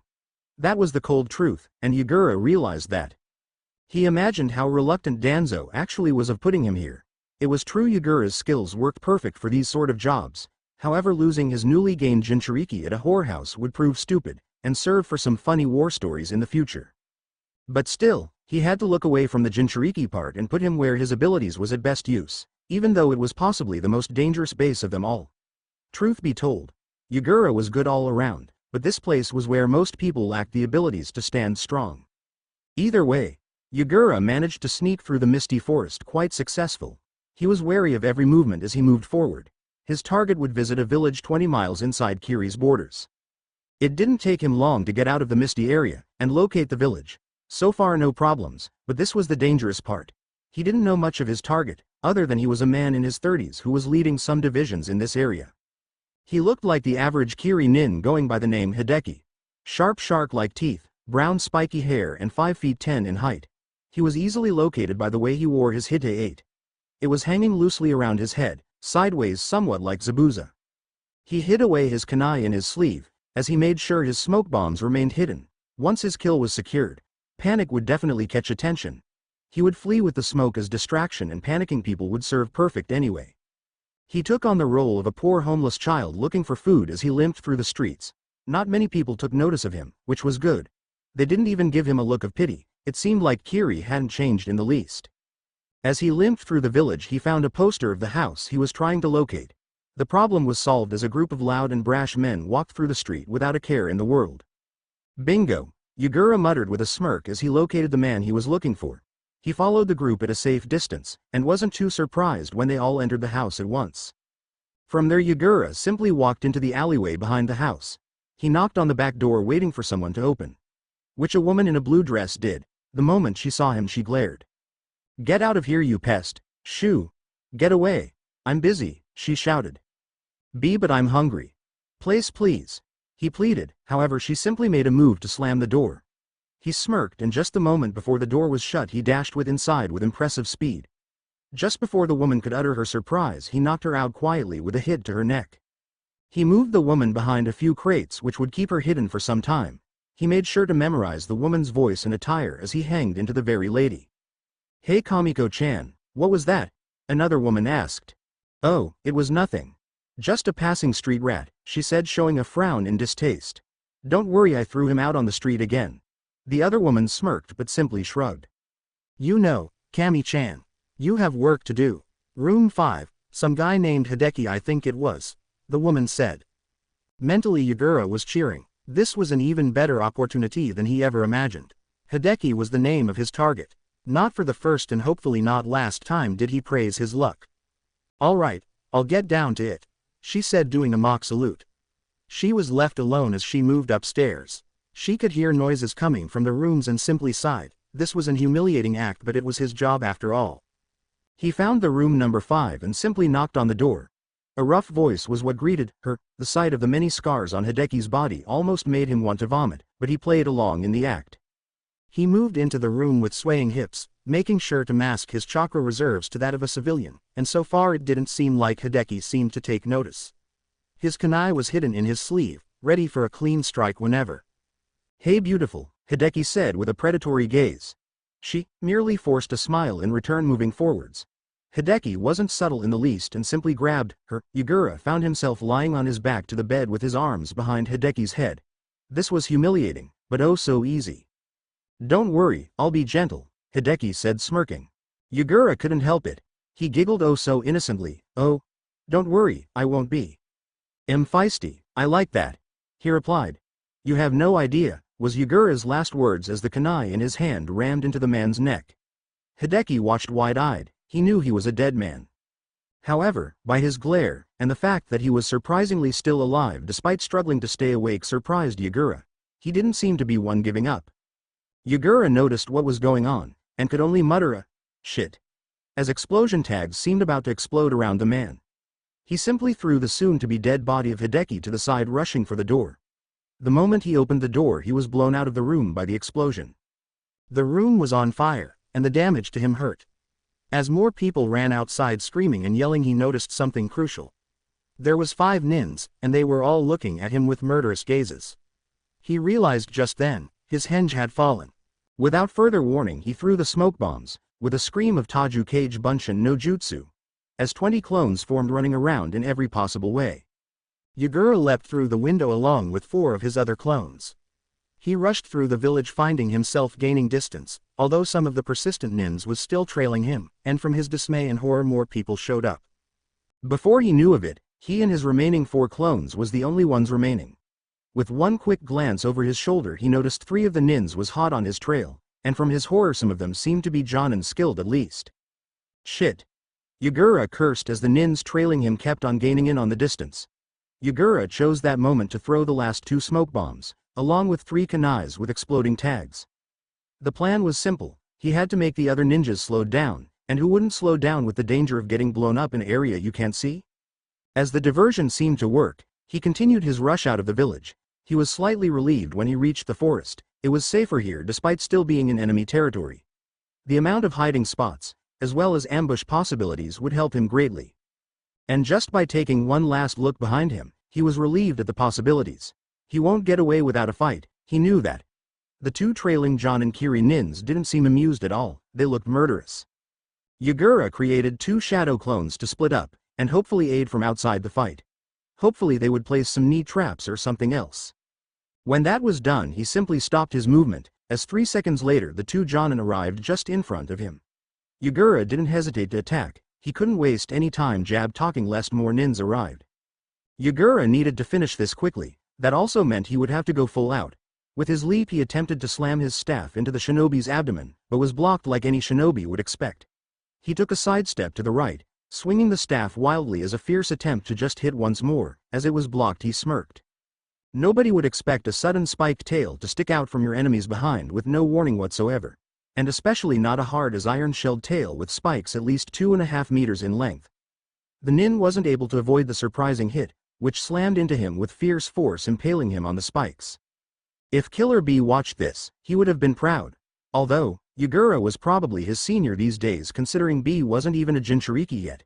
Still, he took pleasure in combating like this, and he could feel and knew so did Isobu. It was ingenious too, since he didn't use his Biju cloak form, nobody would sense the Biju's chakra since it wasn't flaring wildly around. The Biju cloak was only used in the extreme situations, which he just had a gut feeling would come eventually during this war. The Kiri Kunoichi watched this all happen in seconds. She was scared, but her honor wouldn't let her flee a lucky kid just like that. Instead she leapt towards Yagura, whom simply engaged the fight with his staff blocking every strike. The Kunoichi was surprised at how resilient the staff was. Any normal wood would have been cut to pieces, or at least received marks. Yagura's staff didn't receive a single marked cut. She not only had trouble avoiding his staff, the tail was wild and fierce, swinging all over the place. She found herself on the defense, as Yagura not only attacked with the Biju tail but used it to maneuver around as well.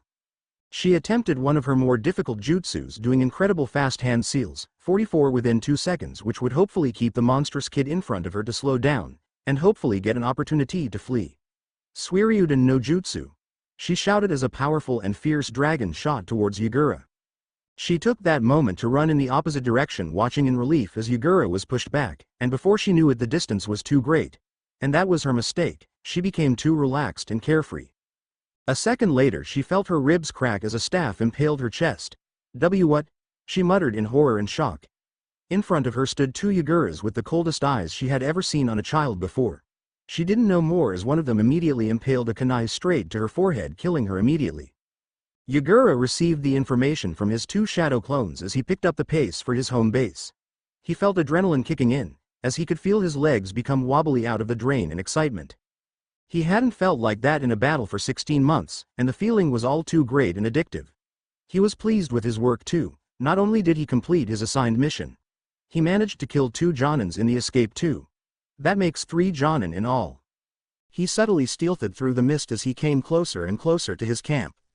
As he arrived at the camp he collapsed to his knees weakly despite not feeling tired at all, but his legs was wobbly as he finally stopped moving. He watched as some of the Konoha nins came over to him. He couldn't help but smirk as his body was still shaking from the excitement and adrenaline coming from the mission. He said one thing which made the other assassin shinobis smirk. That was awesome, he muttered. He then went on to tell them of his assassination, to the explosion and escape and the kills. Needless to say, they were quite surprised at Yagura's skill. They also somewhat questioned Sakumo's teachings if a 10-year-old boy could take on the role, and act perfectly as a hanged whore. The irony wasn't lost upon Yagura when they mentioned that it was after all Jiraiya that gave him such teachings, and he felt somewhat a tinge of pity for the quite noble man known as Sakumo who would take the burden of Jiraiya's not-so-noble teachings. Great job, Yagura. I honestly expected you to be away for at least a few more days. Completing your assassination within 2 hours is nothing but impressive. including killing 2 Jonins? Very impressive indeed. Hitsuka, his leader at the moment, said. He received nods of agreement and awe amongst the others. Hey, thanks. He said sheepishly. I don't want to be a bother, but can someone help me to my tent? I can barely move my legs, they feel like jelly, and won't move at all. I got to get my emotions under control, can't have this happening every time, he said, chuckling. Hitsuka smiled. Ah, adrenaline kick, Come on along then, he said as he supported the younger shinobi. Hitsuka was definitely looking forward to see more of Yagura's abilities. The end. Thanks for watching, also remember to subscribe and like this video. See you in the next video.